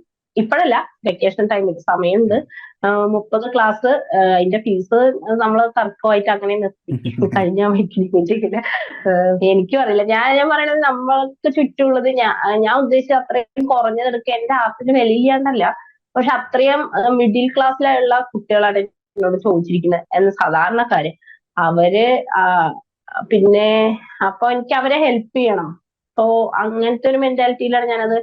കാരണം ഞാൻ അനുഭവിച്ച കുറച്ച് കാര്യങ്ങളുണ്ട് സാർ. ഞാൻ ഓപ്പൺ ആയിട്ട് പറയാം, പഠിക്കാൻ ഞാൻ അത്ര വലിയ പഠിപ്പിച്ചിട്ടല്ല എന്ന് മാത്രമല്ല, ആവറേജിലും താഴെയാണ്. ജയിക്കും, അത്രേ ഉള്ളൂ. അതായിരുന്നു ഇപ്പം. ഇപ്പൊ ഞാനൊക്കെ പഠിക്കുന്ന സമയത്ത് ആ 90 കാലഘട്ടത്തിൽ നമ്മൾ പഠിക്കുന്ന സമയത്ത് ഈ പഠിക്കുന്ന പിള്ളേരെ മാത്രമേ ടീച്ചേഴ്സ് കൊണ്ട് നടക്കുള്ളൂ. അങ്ങനെ ഇപ്പൊ മാറി. ഇപ്പൊ നമ്മുടെ മക്കളെയൊക്കെ നോക്കിക്കഴിഞ്ഞാൽ ഇപ്പൊ മാറിയിട്ടുണ്ട്. പക്ഷെ ഞാനത് പറയാം, പഠിക്കുന്ന പിള്ളേരെ കൊണ്ടു നടക്കും. അവരെ എന്ത് കഴിവോ അവരെ എടുത്ത് കാണിക്കും. പഠിക്കാത്തവരായിട്ട് ആ ലാസ്റ്റ്. പക്ഷെ അന്ന് എനിക്ക് ആരെങ്കിലും ഉണ്ടായിരുന്നെങ്കിൽ എനിക്കിത് അതിനൊക്കെ മുമ്പ് തുടങ്ങായിരുന്നു. നമുക്ക് അറിയില്ലല്ലോ അപ്പൊ പിന്നെ ആർട്ട് എന്ന് പറഞ്ഞാൽ ആർട്ട് ക്ലാസ് എവിടെയും ഇല്ല. നമുക്ക് ഓൺലൈൻ ഇല്ല, അതൊരു വശം. പിന്നെ ആർട്ട് ക്ലാസ് എന്നുള്ളത് ഇല്ല. ഇത് ഒരാളുടെ കീഴിൽ പോയി എങ്ങനെ പഠിക്കാന്ന് പോലും അറിയാത്ത ആ ഒരു സമയമാണ്. അപ്പം അങ്ങനെയൊക്കെ ഇതൊന്നും പറഞ്ഞു തരാൻ പോലും അറിയാതെ, ഇതിനൊക്കെ എന്ത് പെൻസിൽ, എന്ത് പേപ്പർ, എങ്ങനെയൊന്നും അറിയാണ്ട് കുറച്ച് വരയ്ക്കുമായിരുന്നു. ആ സമയത്ത് വരയ്ക്കുമായിരുന്നു. പക്ഷെ ഇങ്ങനെ ഇമ്പ്രൂവ്മെന്റ് ആകാൻ നമുക്ക് ഒരു വഴി ഉണ്ടായിരുന്നില്ല അന്ന്. അപ്പൊ അങ്ങനത്തെ കുറെ പിള്ളേരാണ് എന്നോട് ചോദിച്ചിരിക്കുന്നത്. അതേപോലെ സ്റ്റക്കായി നിൽക്കുന്ന കുറെ പേര്, ഇവിടെ ഫോൺ എന്താ അറിയണം എന്നുള്ളത്. അപ്പൊ അവരോടൊക്കെ എനിക്ക് ഇത്ര അങ്ങനെ ആ ഒരു മെന്റാലിറ്റിയിലാണ് ഞാൻ ഈ ഒരു ഫീസ് കണക്കാക്കിയത്. നമുക്ക് ഡിസ്കസ് ചെയ്യാം. ഒരു കാര്യം ചെയ്യാമോ? ആ, അടുത്തൊരു വർഷത്തെ ഗോൾസ് എന്തൊക്കെയാണെന്നൊന്ന് പറയാമോ ആർട്ടില്? അതായത് ഞാൻ പറഞ്ഞല്ലോ, എന്റെ ഒരു ബിഗ് ഫാമിലിയാണ്. അപ്പൊ ഗ്രിഡിൽ നിന്ന് എനിക്ക് രക്ഷപ്പെടണം എന്നുള്ളത് ഒരു എയിമാണ്. അപ്പം 10 മെമ്പേഴ്സ് ഉണ്ട് എന്റെ ഫാമിലിയിൽ. ഈ 10 മെമ്പേഴ്സ് ഞങ്ങൾ പുതിയതായിട്ട് വീട് ചെയ്തു. ഏട്ടനും ഞാനും ഒരുമിച്ചാണ് വീട് ചെയ്തത്. അപ്പോ അപ്പൊ ഞങ്ങൾ ഇങ്ങനെ മരണം വരെ ഇതേപോലെ പോകണം എന്നാണ് ആഗ്രഹം. അപ്പൊ അതിന്റെ ഒരു ഭാഗമായിട്ട് ഞങ്ങളുടെ ഒരു വലിയ ഫാമിലി ട്രീ, ഗ്രിഡ് ഇടാതെ ഈ 10 മെമ്പേഴ്സിന്റെ ഒരു ഫാമിലി ട്രീ ഉണ്ടാക്കണം. അതാണ് എന്റെ ആദ്യത്തെ ഗോൾ. എന്റെ ഫാമിലിക്ക് വേണ്ടി, എന്റെ ഫാമിലി എന്റെ വരയെ ഇത്രയധികം സപ്പോർട്ട് ചെയ്തതിന് വേണ്ടി അവർക്ക് ഞാൻ കൊടുക്കുന്ന ഗിഫ്റ്റ് അതാണ്. അങ്ങനെ ഈ 10 മെമ്പേഴ്സിന്റെയും ഫോട്ടോസ് ഡ്രോയിങ് ചെയ്തിട്ട് ഒരു ട്രീ ആക്കിയിട്ട് വീട്ടിൽ വെക്കണം. അത് ചെയ്യാനായിട്ട് എന്തെങ്കിലും ചലഞ്ചസ് ഉണ്ടോ? ചലഞ്ചസ് ഫേസ് ചെയ്യുന്നുണ്ടോ? ഇല്ല, അങ്ങനെയില്ല. പതുക്കെ മതി. അതിന് ടൈമിംഗ് ഒന്നും ഫിക്സ് ചെയ്തിട്ടില്ല. പക്ഷെ എന്റെ ഇപ്പോഴത്തെ ഒരു ഇത് ഈ കോഴ്സ് കഴിഞ്ഞിട്ട് ഉടനെ ചെയ്യണം. അപ്പൊ എന്നോട് ചോദിക്കും. അപ്പൊ ഞാൻ സച്ചിൻ സാറിനെ കാണിച്ചു കൊടുക്കും, ഇത് ഉണ്ടായത് എവിടുന്നാണെന്ന് ചോദിച്ചാ. അപ്പൊ അങ്ങനെ ഒരു ആഗ്രഹമുണ്ട്. ഇത് എന്തായാലും ചോദിക്കുമല്ലോ റിലേറ്റീവ്സ്, ഇങ്ങനെ പറ്റി അല്ലെങ്കിൽ എങ്ങനെ ചിന്തിച്ചു, ആരെങ്കിലും ഒക്കെ ഇഷ്ടപ്പെടുന്നവർ ചോദിക്കും. അപ്പൊ ഞാൻ എന്തായാലും സാറിന്റെ സിഗ്നേച്ചറിൽ അത് അറിയണം. അതാണ് എന്റെ ആഗ്രഹം. അത് നമുക്ക് സച്ചിൻ കോഴ്സ് സാറാണ് കംപ്ലീറ്റ് ആകുമ്പോൾ masterpiece artwork challenge ബാച്ചിൽ നമുക്കിത് ചെയ്യാം. ഞങ്ങൾക്ക് ഹെൽപ്പ് ചെയ്യാൻ പറ്റും. അങ്ങനെ തന്നെ ചെയ്യാനായിട്ട്. Okay sir. അങ്ങനെ ചെയ്യാം. അപ്പൊ അതിൽ ചലഞ്ച് അങ്ങനെ ഒരു കാര്യങ്ങളൊന്നുമില്ല, ആഗ്രഹം. നമുക്ക് ഈസി ആയിട്ട് ചെയ്യാം. അപ്പൊ രണ്ടാമത്തെ ഗോൾ എന്താ? രണ്ടാമത്തെ ഗോള് അങ്ങനെ ഒന്നും സെറ്റ് ചെയ്തിട്ടില്ല. ഇതാണ് മെയിൻ. പിന്നെ എക്സിബിഷനും അതൊക്കെ ഏത് ആർട്ടിസ്റ്റിന്റെയും അകത്ത് ഇങ്ങനെ കിടക്കുന്ന തീയാണല്ലോ, അതിങ്ങനെ ഇരിഞ്ഞുകൊണ്ടിരിക്കുന്നുണ്ട്. അതിനൊന്നും ഒരു പ്ലാറ്റ്ഫോം എന്താണെന്ന് എനിക്കറിയില്ല. പക്ഷെ എല്ലാവരും പറയുന്നുണ്ട് ഇപ്പൊ സ്റ്റാറ്റസ് ഒക്കെ ഇടാന്ന് പറയുമ്പോ ഇതൊന്നും ഇങ്ങനെ ഉള്ളിൽ വെക്കേണ്ടതല്ല, പുറത്ത് വരണം എന്നൊക്കെ പറഞ്ഞ് അങ്ങനെ കുറെ പറയുന്നുണ്ട്. പക്ഷെ അതിനൊന്നുള്ള വഴികൾ അറിയില്ല. സാറ് ഹെൽപ്പ് ചെയ്യണമെങ്കിൽ അങ്ങനത്തെ കാര്യങ്ങൾ ചെയ്യണമെന്നുണ്ട്. പിന്നെ ഒരു ആർട്ട് ക്ലാസ്, ഒന്ന് ഫാമിലി ട്രീ ഫോട്ടോ ഒരു ഡ്രോയിങ്സ് കംപ്ലീറ്റ് ആക്കണം. പിന്നെ വെക്കേഷൻ ക്ലാസ് ഒരു പ്ലാൻ ചെയ്യുന്നുണ്ടല്ലോ, വെക്കേഷൻ ക്ലാസ് എടുക്കണം കുട്ടികൾക്ക്. കുട്ടികൾക്ക്. പിന്നെ ഓൾറെഡി കമ്മീഷൻ വർക്ക് ചെയ്യുന്നുണ്ട്, എക്സിബിഷൻ ചെയ്ത്. ഇതിൽ ഏതിനാ ഏറ്റവും കൂടുതൽ പ്രയോറിറ്റി ഉള്ളത്? ഏറ്റവും ഫസ്റ്റ് ഇപ്പൊ നമുക്ക് എന്തായാലും വെക്കേഷൻ ക്ലാസ് ആയിരിക്കും. ഫാമിലി ട്രീ ഞാൻ കുറെ സമയം എടുത്ത് ഏറ്റവും വൃത്തിയായി ചെയ്യണമെന്ന് വിചാരിക്കുന്ന ഒരു കാര്യമാണ്. അതിന് ടൈം ഒന്നും ഫിക്സ് ചെയ്തിട്ടില്ല, ഞാൻ പറഞ്ഞല്ലോ. അപ്പൊ വെക്കേഷൻ അടുത്ത് നമുക്ക് വെക്കേഷൻ ക്ലാസ് ആയിരിക്കും. രണ്ടാമത് പ്രയോറിറ്റി ഏതിനുള്ള? ബാക്കി ഫാമിലി ട്രീ ഉണ്ട്, കമ്മീഷൻ വർക്ക് ഉണ്ട്, എക്സിബിഷൻ ഉണ്ട്. അങ്ങനെ ഫാമിലി ട്രീ, അടുത്തത് ഫാമിലി ട്രീ. അത് കണ്ടു കഴിഞ്ഞാൽ വർക്കുകൾ തനിയെ വന്നോളൂ എന്ന് എനിക്ക് കോൺഫിഡന്റ് ഉണ്ട്. നമുക്ക് 1 by 1 ആയിട്ടൊന്ന് ക്ലാരിറ്റി വരുത്താം. അപ്പൊ ആദ്യം പറഞ്ഞത് വെക്കേഷൻ ക്ലാസ് ആണ് ഇമീഡിയറ്റ്ലി വരുന്നത്. ബുക്കിലൊന്നും എഴുതിക്കോ, ഇതെല്ലാം മറന്നു. ഗോള് അടുത്തൊരു 1 year ഗോൾ നമ്മൾ സെറ്റ് ചെയ്യുന്നത് വെക്കേഷൻ ക്ലാസ്സുകൾ നമുക്ക് ചെയ്യണം. ഫാമിലി ട്രീയുടെ അത് വർക്ക് കംപ്ലീറ്റ് ആക്കണം. കമ്മീഷൻ വർക്ക് ചെയ്യണം. എൻ്റെ അടുത്ത ഒരു വർഷത്തിൻ്റെ അകത്ത് എത്ര കമ്മീഷൻ വർക്ക് ചെയ്യണം എന്നുള്ള നമ്പേഴ്സും കൂടി ഒന്ന് പറഞ്ഞു കഴിഞ്ഞാൽ നന്നായിരിക്കും. സാർ എനിക്ക് അങ്ങനെ പറയാൻ അറിയില്ല. വെറുതെ പറഞ്ഞോ. ഇത് നമ്മൾ ഗോൾ സെറ്റ് ചെയ്യുമ്പോൾ നമുക്ക് ക്ലാരിറ്റി ഉണ്ടാവില്ല. പക്ഷേ അത് ഗോളായി മാറണമെങ്കിൽ അപ്പുറത്തൊരു ഒരു നമ്പർ വേണം. മനസ്സിലാവുന്നുണ്ടോ? ഏകദേശം അങ്ങനെ വരികയാണെങ്കിൽ ഒരു 25 ഒരു മാസത്തിൽ 2 വർക്ക് കണക്കാക്കുകയാണെങ്കിൽ. ഓക്കെ. ഇതിൽ നമുക്ക് ഒന്നാമത്തെ കാര്യം ഫാമിലി ട്രീ ഫോട്ടോ ചെയ്യുന്നതിന് ഒരു ഡെഡ് ലൈൻ ഇടാൻ പറ്റും. ഡേറ്റ്, ചുമ്മാ ഒരു ഡേറ്റ് ഇട്ടോ. ഡേറ്റ് ഇപ്പൊ വെക്കേഷൻ ക്ലാസ് ഉണ്ടല്ലോ, അത് കൂടെ കഴിയണമല്ലോ. നമുക്കിനി എന്റെ ഇത് അടുത്തോണം, പറഞ്ഞു ഓഗസ്റ്റ്. നമ്മുടെ ക്ലാസിന്റെ സ്ട്രക്ചർ പറയാം. നമുക്കിനി masterpiece artwork challenge batch വരുന്നത് ഫെബ്രുവരിയിൽ തൊട്ടടുത്ത ബാച്ച് വരുന്നുണ്ട്. പിന്നെ നമുക്ക് ഓഗസ്റ്റിലാണ് വരുന്നത്. ഓഗസ്റ്റ് വെച്ചാലോ? ഓഗസ്റ്റ് ഓണം. അതെ, അതാ ഞാൻ പറഞ്ഞു, ഓണം സെപ്റ്റംബർ. ഇനി വെക്കേഷൻ ക്ലാസ്, ഫെബ്രുവരിയിൽ എനിക്ക് അറിയാൻ പറ്റില്ല. വെക്കേഷൻ ക്ലാസ്സിന് ഇതുപോലൊരു ഒരു കൺസ്ട്രെയിൻ കൊണ്ടുവരണം. വെക്കേഷൻ ക്ലാസ്സിന്റെ ഗോൾ എന്താന്ന് വെച്ച് കഴിഞ്ഞാല് 2 തരത്തിൽ ചെയ്യാം. ഞാൻ ചെയ്യുന്നത് നോർമലി എത്ര ഇൻകം എടുക്കണം എന്നുള്ളതാണ്. നമുക്ക് എത്ര കുട്ടികളെ പഠിപ്പിക്കണം, അത് എങ്ങനെ വേണമെങ്കിലും ആക്കാൻ പറ്റും. ഒരു ബാച്ചിൽ എത്ര പിള്ളേര് വേണം, എത്ര ബാച്ച് വേണം, ഏത് ഗോള് സെലക്ട് ചെയ്യുന്നുണ്ടായിരിക്കും? ഒരു 10 സ്റ്റുഡന്റ് ആണ് ഞാൻ ആദ്യം ഉദ്ദേശിക്കുന്നത്. എനിക്ക് അവരെ മെയിൻറ്റെയിൻ ചെയ്യാനല്ലേ പറ്റുള്ളൂ സാർ നമ്മുടെ ഇതിനകത്ത്. വെക്കേഷൻ എന്നാ വരുന്നത്? ഏപ്രിലാണോ ഉദ്ദേശിക്കുന്നത്? April May. അത് അവരെയും കൂടെ ഡേറ്റ് നോക്കിയിട്ട് വേണം. അവരെ എന്തെങ്കിലുമൊക്കെ ഫങ്ഷൻസ് ഒക്കെ ഞാൻ കണ്ടെത്തും. എനിക്ക് വിഷയമില്ല, ഞാൻ ഇരുന്നോളാം. കുട്ടികൾക്ക് ചിലപ്പോൾ എന്തെങ്കിലും ക്യാമ്പൊക്കെ വരാൻ ചാൻസ് ഉണ്ട്. അപ്പൊ അതൊക്കെ വിട്ടിട്ട് കണ്ടിന്യൂ, ഞാൻ പറയുന്നത് ഇപ്പൊ കണ്ടിന്യൂ ആയിട്ടില്ലെങ്കിലും കുഴപ്പമൊന്നുമില്ല. ഒരു 30 ക്ലാസ്, അതാണ് എന്റെ ഒരു എയിം. 30 ക്ലാസ്, അതിനകത്ത് ബേസിക് മതി. ബേസിക്, പിന്നെ അടുത്ത സ്റ്റേജിക്ക് അവരെ പോവാനുള്ളൊരു അവര് ഇരിക്കാൻ പാടില്ല. എന്റെ ക്ലാസ്സിൽ നിന്ന് ഇറങ്ങിക്കഴിഞ്ഞാൽ ഇരിക്കാതെ അവർക്ക് അടുത്ത പ്രാക്ടീസ് ചെയ്തുകൊണ്ടിരിക്കണം. അങ്ങനെ ഒരു മെന്റാലിറ്റി ആക്കണം. അതിനാ സാറിന്റെ ഹെൽപ്പ് വേണ്ടത്. അപ്പൊ ഈ 30 ക്ലാസ്സിനെ 30 സബ്ജക്റ്റ് ആക്കിയിട്ടോ അല്ലെങ്കിൽ അങ്ങനെ സാറൊന്ന് ചാർട്ട് ചെയ്ത് തരണം. പതുക്കെ മതി. നമുക്ക് ഇപ്പൊ തന്നെ ചെയ്യാം. ശരി. അല്ല സാറിന്റെ സമയം പറഞ്ഞത് മാത്രം. ഇല്ല, നമുക്ക് ഇപ്പൊ തന്നെ സെറ്റാക്കാം. ഇതിനൊരു വീഡിയോ കാണുന്നവർക്ക് വേണ്ടി കേട്ടോ. ഇതിപ്പോ നമുക്കൊരു ആർട്ടില് നമുക്കൊരു കാര്യം ക്ലാരിറ്റി ഇല്ല എന്ന് വിചാരിക്കും. ഇപ്പൊ ഒരു കമ്മീഷൻ വർക്ക് എടുക്കണം എന്ന് എനിക്കറിയില്ല, അല്ലെങ്കിൽ ഒരു ഓൺലൈൻ ക്ലാസ് എങ്ങനെ ചെയ്യണം എന്ന് എനിക്കറിയില്ല, അല്ലെങ്കിൽ ഈ പറഞ്ഞ പോലെ ആർട്ടിൽ എന്ത് ആക്ടിവിറ്റിയും അറിയില്ല എന്നുണ്ടെങ്കിൽ നമുക്ക് എടുക്കാൻ പറ്റുന്ന ഫസ്റ്റ് സ്റ്റെപ്പ് ഇൻഡസ്ട്രിയിൽ അത് ബെസ്റ്റ് ആയിട്ട് ചെയ്യുന്ന ആരാണോ അവരെ കൊണ്ടത് ചെയ്യിപ്പിക്കുക. മനസ്സിലാവുന്നുണ്ട്? ഇപ്പൊ ഒരു കമ്മീഷൻ വർക്ക് നമുക്ക് എടുക്കാൻ അറിയില്ലെങ്കിൽ കമ്മീഷൻ വർക്ക് ഇൻഡസ്ട്രിയിൽ ഏറ്റവും ബെസ്റ്റ് ആയിട്ട് പോർട്രേറ്റ് ചെയ്ത് കൊടുക്കുന്ന ഒരാൾക്ക് നമുക്ക് വർക്ക് കൊടുക്കാം. അപ്പൊ നമുക്ക് വർക്ക് കൊടുക്കുന്ന സമയത്ത് എൻക്വയറി ഇടുന്ന സമയം മുതൽ അദ്ദേഹം എങ്ങനെയാണ് നമ്മളെ ട്രീറ്റ് ചെയ്യുന്നതെന്ന് നോട്ട്സ് എഴുതിയെടുക്കാൻ പറ്റും. എങ്ങനെയാണ് പൈസ ചോദിച്ച് അഡ്വാൻസ് ചോദിക്കുന്നുണ്ടോ, അതിപ്പോൾ എക്സ്ട്രാ സർവീസ് എന്തൊക്കെയാണ്, ബോണസ് വല്ലതും തരുന്നുണ്ടോ, കൃത്യസമയത്ത് വർക്ക്, പിന്നെ പുള്ളി എപ്പോഴൊക്കെയാണ് നമ്മൾ കോൾ ചെയ്യുമ്പോൾ എന്തൊക്കെയാണ് സംസാരിക്കുന്നത്, അങ്ങനെ നമുക്ക് സ്റ്റഡി ചെയ്യാൻ പറ്റും. ഇപ്പൊ ഞാനും ഒരുപാട് ഓൺലൈൻ ക്ലാസ്സിൽ ജോയിൻ ചെയ്തിട്ടുള്ളത് പഠിക്കാൻ വേണ്ടിയിട്ടാണ്. അവരെങ്ങനെയാണ് ക്ലാസ് എടുക്കുന്നത്. ഇപ്പൊ ഞാൻ ഈ അടുത്ത് ഒരു 4 ലക്ഷത്തിലും അപ്പുറം നിൽക്കുന്ന ഒരു ഓൺലൈൻ ക്ലാസ്സിൽ ജോയിൻ ചെയ്തു. അതെന്താണെന്ന് വെച്ച് കഴിഞ്ഞാൽ അത്ര എമൗണ്ട് അവരെങ്ങനെ വാങ്ങുന്നതെന്ന് എനിക്കറിയണമായിരുന്നു. അവരുടെ അടുത്ത് നിന്ന് വാങ്ങിച്ചു. അപ്പോൾ ആ പ്രോസസ് എനിക്ക് മനസ്സിലായി. അതിന് കുറച്ച് സ്റ്റെപ്പ്, അത് നോർമൽ നമ്മൾ ഇപ്പോഴത്തെ സ്ട്രക്ചറിൽ അത് ചെയ്ത് കഴിഞ്ഞാൽ പൈസ ഒരിക്കലും ഒരാൾ തരൂല. അതിനൊരു സ്ട്രക്ചർ ഉണ്ട്, പിന്നെ ക്ലാസ്സിന് വേറൊരു സ്ട്രക്ചർ ഉണ്ട്. ഇതൊക്കെ നമുക്ക് പഠിക്കാൻ ഏറ്റവും എളുപ്പം അതെടുക്കുക എന്നുള്ളതാണ്. മനസ്സിലാവുന്നുണ്ടോ? ഇപ്പൊ ഒരു സൊല്യൂഷൻ, ഇത് വീഡിയോ കാണുന്നവർക്ക് വേണ്ടിയിട്ടാണ്, നമുക്ക് വേണ്ടിയിട്ടല്ല, വീഡിയോ കാണുന്നവർക്ക് വേണ്ടി. ഒരു ക്ലാസ് എങ്ങനെ എടുക്കണം എന്ന് അറിയില്ല, ഏറ്റവും ബെസ്റ്റ് പരിപാടി ആ ക്ലാസ്സിൽ പോയി ജോയിൻ ചെയ്യുക. അല്ലെങ്കിൽ നമ്മൾ മക്കളൊക്കെ ഉണ്ടെങ്കിൽ മക്കളെ ആ ക്ലാസ്സിൽ ജോയിൻ ചെയ്യിപ്പിക്കുക. മക്കൾ പറയും, ഇന്ന് മാം ഇതാ പഠിപ്പിച്ചേ, ഇന്ന് മാം ഇത്ര രൂപ ഫീസ് ചോദിച്ചു, ഇന്ന് നമ്മൾ അഡ്മിഷൻ ഫീസ് ഇത്രയാണ് കൊടുത്തത്. നമുക്കൊരു ക്ലാരിറ്റി കിട്ടും, ഇങ്ങനെയാണ് ഇതിന്റെ സ്ട്രക്ചർ എന്ന്. അതങ്ങനെ ഏൽപ്പിക്കുന്ന സമയത്ത് ഏറ്റവും ബെസ്റ്റ് ആയിട്ടുള്ള സ്ഥലത്ത് ഏൽപ്പിക്കാനായിട്ട് നമുക്ക് കറക്റ്റ് സ്ട്രക്ചർ കിട്ടും. നമുക്ക് ഈസിയാണ് ഇത് പഠിക്കാനായിട്ട്. ഇപ്പൊ നമുക്ക് ഇതിനെക്കുറിച്ച് ഡിസ്കസ്, ഇപ്പൊ നമുക്ക് ഇപ്പോഴത്തെ ലെവലിൽ വെച്ച് ചെയ്യാൻ പറ്റുന്ന ഒരു കാര്യം, ഒന്നാമത്തെ കാര്യം സർവീസ് സെക്ടറാണത്. ഒരു സർവീസാണ് നമ്മൾ ചെയ്തു കൊടുക്കുന്നത്. ഇപ്പൊ സർവീസ് സെക്ടറിൽ നിൽക്കുന്ന സമയത്ത് എപ്പോഴും കസ്റ്റമൈസിന് എന്താണ് ആവശ്യം അത് ബേസ്ഡ് സർവീസ് ക്രിയേറ്റ് ചെയ്യാൻ പറ്റണം. കാരണം 100% നമ്മുടെ അടുത്ത് ഇരിക്കുന്നത് ഈ സർവീസ് എങ്ങനെ ചെയ്യണം. 10 ദിവസത്തെ ക്ലാസ് നമുക്ക് ചെയ്യാം, 30 ദിവസത്തെ ക്ലാസ് ചെയ്യാം, 2000 ഫീസ് വാങ്ങിക്കാം, 10,000 ഫീസ്, നമ്മുടെ ഇഷ്ടമാണ്. അപ്പുറത്തെ സൈഡിൽ നിന്ന് കസ്റ്റമർ എന്താണെന്ന് ആദ്യമായിട്ട് പഠിക്കണം. അതാണ് നമുക്ക് ടൈം എടുക്കേണ്ടത്. അപ്പോൾ ഇനി കുറച്ചധികം ടൈം നമുക്കുണ്ട്. ഏപ്രിൽ വരെ ടൈം ഉണ്ട്. ഇത്രയും മാസം നമ്മുടെ ഫോക്കസ് ഇതായിരിക്കണം. അവിടുത്തെ ഏരിയയിലുള്ള കുട്ടികൾക്ക് വെക്കേഷൻ വരുന്ന സമയത്ത് അവർ എത്ര ദിവസം ക്ലാസ് ആണ് പ്രതീക്ഷിക്കുന്നത് എന്നുള്ള ക്ലാരിറ്റി നമുക്ക് വരുത്താൻ പറ്റണം. മനസ്സിലാവുന്നുണ്ട്? നമ്മുടെ ഐഡിയ വേറെ, അവർ പ്രതീക്ഷിക്കുന്നത് ആ വേറെ. അപ്പൊ അവരെന്താണ് പ്രതീക്ഷിക്കുന്നത് അത് നമുക്ക് ഗ്രാബ് ചെയ്യും. അതിനെന്താ സൊല്യൂഷൻ നമുക്കുള്ളത്? അതിനിപ്പോ കുറച്ചുപേര് എന്നോട് ഇങ്ങോട്ട് ചോദിച്ചിട്ടുണ്ട്. അതിൽ കുറെ കുട്ടികൾ വരയ്ക്കുന്നുണ്ട്. അപ്പോ നമ്മൾ ആദ്യം നേരിട്ട കുറച്ച് പ്രശ്നങ്ങൾ തന്നെയാണ് അവർക്കുള്ളത്. അതായത് മറ്റേ നമ്മളെ മെഷർമെന്റ് പ്രശ്നം, മൂക്ക്, കണ്ണ് ആയിട്ടുള്ളത് പോർട്രേറ്റ് ചെയ്യുകയാണെങ്കിൽ. പിന്നെ അല്ലാത്ത ചെയ്യണമെങ്കിൽ ക്ഷമയില്ല. ഞാൻ എല്ലാവരും പിക്ചർ നോക്കി. അവര് പെട്ടെന്ന് വന്ന് ഓടി കളിച്ചുകൊണ്ടിരിക്കുന്ന സമയത്ത് പെട്ടെന്ന് കയറി വന്നിട്ട് എനിക്കിപ്പോ വരയ്ക്കാൻ തോന്നുന്നു എന്നുള്ള ഒരു മൈൻഡ് കാണിച്ചിട്ട് ഒരു 10-20 മിനിറ്റിൽ ആ പിക്ചർ ഫിനിഷ് ചെയ്യാൻ നോക്കണം. അവർക്ക് നിർത്തി വരയ്ക്കാനുള്ള ഒരു മെന്റാലിറ്റി ഇല്ല. അതൊക്കെ ഒന്ന് തിരുത്തണം.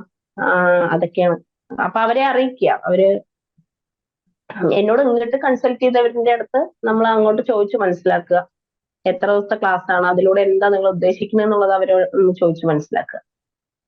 ഞാൻ ഇതിന്റെ സൊല്യൂഷൻ പറഞ്ഞുതരാം. ബുക്കിൽ എഴുതിക്കോ, ഡാറ്റാബേസ്. നമുക്കൊരു ഡാറ്റാബേസ് ആ, ക്രിയേറ്റ് ചെയ്യണം. സ്റ്റുഡൻസിന്റെ ഡാറ്റാബേസ്, സ്റ്റുഡൻസ് അല്ല, നമുക്ക് എൻക്വയറി ഇട്ടവരുടെ ഡാറ്റാബേസ് ക്രിയേറ്റ് ചെയ്യണം. അതെങ്ങനെ ക്രിയേറ്റ് ചെയ്യണമെന്ന് പറഞ്ഞുതരാം. അപ്പൊ നമുക്ക് ഒരു വെറുതെ ഒരു കോൾ വരാണ്, പെട്ടെന്ന് ഒരു ദിവസം നമുക്കൊരു കോൾ വരാണ്, ഇങ്ങനെ ക്ലാസ് ഉണ്ടോ എന്ന് ചോദിച്ചിട്ട് കോൾ വരാണ്.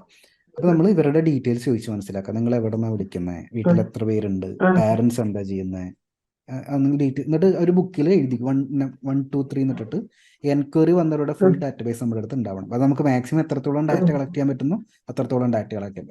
എന്ത് ടോപ്പിക്കാണ് പഠിക്കാൻ ആഗ്രഹം? കാർട്ടൂൺ ആണോ, പെൻസിൽ ഡ്രോയിങ് ആണോ, കളറിംഗ് ആണോ, വാട്ടർ കളർ ആണോ, പെയിന്റിംഗ് ആണോ, ചോദിച്ച് മനസ്സിലാക്കാം. എത്ര ദിവസത്തെ ക്ലാസ്സിനായിരിക്കും ബില്ലിംഗ് ആയിരിക്കുക, ചോദിച്ച് മനസ്സിലാക്കാം. അപ്പോൾ അവർ നമ്മൾ ചോദിക്കുന്നുണ്ടായിരിക്കും ഫീസ് എത്ര, അവർക്ക് അറിയേണ്ട ആവശ്യം ഫീസ് എത്രയാന്നുള്ളത്. അപ്പോൾ നമ്മൾ പറയണം, നമ്മളിപ്പോൾ വെക്കേഷനാണ് ക്ലാസ് വരുന്നത്, അപ്പോൾ നമ്മൾ സ്റ്റുഡൻസിൻ്റെ അടുത്ത് നിന്ന് ഡാറ്റ കളക്ട് ചെയ്തിട്ട് അവർക്ക് പറ്റുന്ന പോലെയാണ് നമ്മൾ കോഴ്സ് സെറ്റ് ചെയ്യുന്നുണ്ടായിരിക്കും. അപ്പോൾ നിങ്ങളിപ്പോൾ ഈ കാര്യങ്ങൾ പറഞ്ഞു കഴിഞ്ഞാൽ വെക്കേഷൻ ആകുമ്പോഴേക്കും ഞാൻ നിങ്ങളെ തിരിച്ചു വിളിക്കാം. ഞാൻ ഫീസും കാര്യങ്ങളൊക്കെ പറഞ്ഞാൽ നിങ്ങൾക്ക് അഫോർഡബിൾ ആണെങ്കിൽ ജോയിൻ ചെയ്യാം, അല്ലെങ്കിൽ വിട്ടുകളയാം. ഇതാണ് നമ്മുടെ മെത്തേഡ്. ഇങ്ങനെ ഇപ്പൊ ഈ ഒരു ഗോളിൽ ഇന്ന് മുതൽ, ഈ ഒരു മീറ്റിംഗ് തീരുന്ന മുതൽ ഫോക്കസ് ചെയ്യണം. ഇങ്ങനെ വെക്കേഷൻ ടൈം ആകുമ്പോഴേക്കും മിനിമം 30 സ്റ്റുഡൻസിന്റെ ഡാറ്റാബേസ് നമ്മുടെ കയ്യിൽ ഉണ്ടായിരിക്കണം. മനസ്സിലാവുന്നുണ്ടോ? ഇതേപോലെ എൻക്വയറി ഇട്ട നമ്മുടെ അടുത്ത് ഇങ്ങോട്ട് വന്ന് ചോദിച്ച 30 പേരുടെ ഡാറ്റാബേസ് ഉണ്ടെങ്കിൽ ഞാൻ ഉറപ്പ് പറയുന്നു, ഏപ്രിൽ മാസം നിങ്ങളുടെ ക്ലാസ് സ്റ്റാർട്ട് ചെയ്യുന്ന ഫസ്റ്റ് ഡേ തീർച്ചയായിട്ടും 10 സ്റ്റുഡൻസ് അവിടെ ക്ലാസ്സിൽ ഇരിക്കുന്നുണ്ടോ? മെത്തേഡ് മനസ്സിലായി? അല്ലെങ്കിൽ എന്ത് ഇഷ്യൂ എന്ന് വെച്ച് കഴിഞ്ഞാൽ നമ്മൾ ഏപ്രിൽ മാസം ആലോചിക്കും ഇനി സ്റ്റുഡൻസ് വേണമല്ലോ എന്ന് പറഞ്ഞിട്ട് ഏപ്രിൽ മാസം ഇതിനൊക്കെ വേണ്ടി ഇറങ്ങുന്ന സമയത്ത് 1-2 സ്റ്റുഡൻസ് വന്ന് കയറും. പിന്നെ നമുക്ക് മൊത്തം സ്ട്രക്ചർ മാറും. അപ്പൊ ആദ്യം ഒരാൾ വരുന്ന സമയത്ത് ആദ്യം മുതൽ വീണ്ടും പഠിപ്പിക്കേണ്ടി വരും. ഇടയിൽ ഒരു സ്റ്റുഡന്റ് വരുന്ന സമയത്ത് വീണ്ടും നമുക്ക് എഫക്ട് ആവും. അപ്പൊ ഗോൾ ഇതാണ്, ക്ലാസ് സ്റ്റാർട്ട് ചെയ്യും എപ്പോഴാണോ ഏപ്രിൽ മന്ത് നമ്മുടെ വെക്കേഷൻ ബാച്ച് സ്റ്റാർട്ട് ചെയ്യുന്നത്, ഫസ്റ്റ് ക്ലാസ്സിൽ 10 സ്റ്റുഡൻസ് നിർബന്ധമായിട്ട് ഉണ്ടായിരിക്കും. അതിനുള്ള സൊല്യൂഷനാണ് ഈ ഡാറ്റാബേസ്. അത് 30 മിനിമം ഉണ്ടെങ്കിൽ തീർച്ചയായിട്ടും ആ ദിവസം 10 പേര് തീർച്ചയായിട്ടും വെക്കേഷൻ വരും. എന്നിട്ട് ഇതിന്റെ ഒരു ബ്യൂട്ടി എന്താണെന്ന് വെച്ച് കഴിഞ്ഞാൽ ആദ്യത്തെ ഒരു 10 ഡാറ്റാബേസ് കംപ്ലീറ്റ് ആകുമ്പോഴേക്കും നമുക്ക് ക്ലിയർ ഐഡിയ കിട്ടും. എപ്പോഴാണ് ഇത് സ്റ്റാർട്ട് ചെയ്യേണ്ടത്, എത്ര ക്ലാസ് കൊടുക്കണം, ഏത് ടോപ്പിക്ക് പഠിക്കണം എന്ന് ക്ലിയർ ആയിട്ടുള്ള ഐഡിയ കിട്ടും. അതായത് 1ാമത്തെ കോളും 30ാമത്തെ എൻക്വയറിയും തമ്മിൽ വലിയ വ്യത്യാസം ഉണ്ടാവും നമുക്ക്. അപ്പൊ നമ്മുടെ ഗോള് ഈ 30 സ്റ്റുഡൻസിന്റെ ഡാറ്റാബേസ് ക്രിയേറ്റ് ചെയ്യാന്നുള്ളതിലായിരിക്കണം. 30ാമത്തെ സ്റ്റുഡന്റിന്റെ കോള് വരുമ്പോഴേക്കും നമുക്ക് 100% ഐഡിയ കിട്ടും. ഇത് എപ്പോൾ സ്റ്റാർട്ട് ചെയ്യണം, എന്താണ് സിലബസ്, എത്ര ഫീസ് വാങ്ങണം എന്നുള്ള ഐഡിയ കിട്ടും. ക്ലാരിറ്റി വന്നോ? ഇനി 2ാമത്തെ കാര്യം, 30ാമത്തെ സ്റ്റുഡന്റിന്റെ കോൾ എത്തും മുമ്പ് നമ്മുടെ അടുത്ത് ഒരു പോസ്റ്റർ സെറ്റ് ആയിട്ടിരിക്കണം. പോസ്റ്റർ എന്ന് വെച്ച് കഴിഞ്ഞാൽ അതിന്റെ നോട്ട് ചെയ്ത് വെച്ചോ. പോസ്റ്ററിന് ഹെഡിങ് ഇട്ടിട്ട് നോട്ട് ചെയ്ത് വെച്ചോ. അതിൻ്റെ അകത്ത് പഠിപ്പിക്കുന്ന ആളിനെ ഹൈലൈറ്റ് ചെയ്യണം. ആരാണ് പഠിപ്പിക്കുന്നത്, അവരുടെ സോഷ്യൽ മീഡിയയുടെ ലിങ്ക് ഇതൊക്കെ ഉണ്ടെങ്കിൽ URL ഒക്കെ ഉണ്ടെങ്കിൽ അത് കൊടുക്കാം. പിന്നെ എന്താണ് പഠിപ്പിക്കുന്നത്, പെൻസിൽ ഡ്രോയിങ് ആണ്, അത് ക്ലിയർ ആയിട്ട് മെൻഷൻ ചെയ്തിരിക്കണം. അല്ലെങ്കിൽ വരുന്ന ആൾക്കാർക്ക് ഭയങ്കര കൺഫ്യൂഷൻ ആയിരിക്കും. കാർട്ടൂൺ ഡ്രോയിങ് ക്ലാസ് ആണെങ്കിൽ കാർട്ടൂൺ ഡ്രോയിങ് ക്ലാസ് തന്നെ കൊടുക്കുക. പെൻസിൽ ഡ്രോയിങ് ക്ലാസ് ആണെങ്കിൽ പെൻസിൽ ഡ്രോയിങ് കൊടുക്കുക. വാട്ടർ കളർ ആണെങ്കിൽ വാട്ടർ കളറിന് കൊടുക്കുക. എന്നിട്ട് താഴെ ഏജ് ഗ്രൂപ്പ്, ഏത് ഏജ് ഗ്രൂപ്പുകാർക്ക് വേണ്ടിയിട്ടാണ് ക്ലാസ് എടുക്കുന്നത് അതും ഡിഫൈൻഡ് ആയിട്ടിരിക്കണം.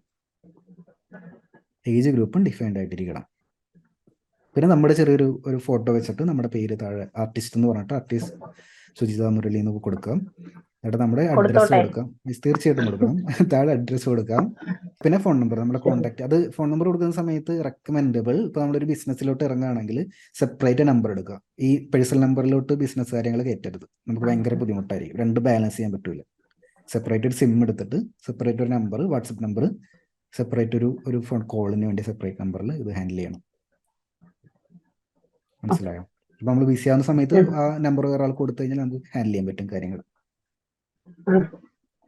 പിന്നെ ഫീസ് ഞാൻ എൻ്റെ എനിക്കൊരു മെന്റർ ഉണ്ടായിരുന്നു ബിസിനസ്സിൽ. അദ്ദേഹം പറയുന്നൊരു കാര്യം, നിങ്ങൾ ബിസിനസ് ചെയ്യുകയാണെങ്കിൽ ബിസിനസ് ചെയ്യുക, ചാരിറ്റി ചെയ്യുകയാണെങ്കിൽ ചാരിറ്റി ചെയ്യുക, രണ്ടും കൂടി മിക്സ് ആക്കരുത്. രണ്ട് മോഡില്ല. മനസ്സിലാവുന്നുണ്ടോ? ഇപ്പൊ ഞാൻ പറയുകയാണെങ്കിൽ ഇപ്പൊ പാവപ്പെട്ട കുട്ടികൾ ഒരുപാട് ഉണ്ടെങ്കിൽ നിങ്ങൾക്ക് പറയാം, ഇപ്പൊ നിങ്ങളുടെ കുട്ടിയുടെ ഇപ്പോൾ ഈ പറയുന്ന പോലെ ക്രൈറ്റീരിയ ഉണ്ടല്ലോ, മറ്റേ റേഷൻ കാർഡൊക്കെ നോക്കിക്കഴിഞ്ഞാൽ അറിയാമല്ലോ, ഇത് അവർ ഇത്ര വരുമാനത്തിൽ താഴെയാണ്. അപ്പോൾ കുറച്ച് ക്രൈറ്റീരിയ വെച്ചിട്ട് പറയാം, ഈ ക്രൈറ്റീരിയ വരുന്ന കുട്ടികളാണെങ്കിൽ ഞാൻ ഫ്രീ ആയിട്ട് പഠിപ്പിക്കാം. മനസ്സിലാവുന്നുണ്ടോ?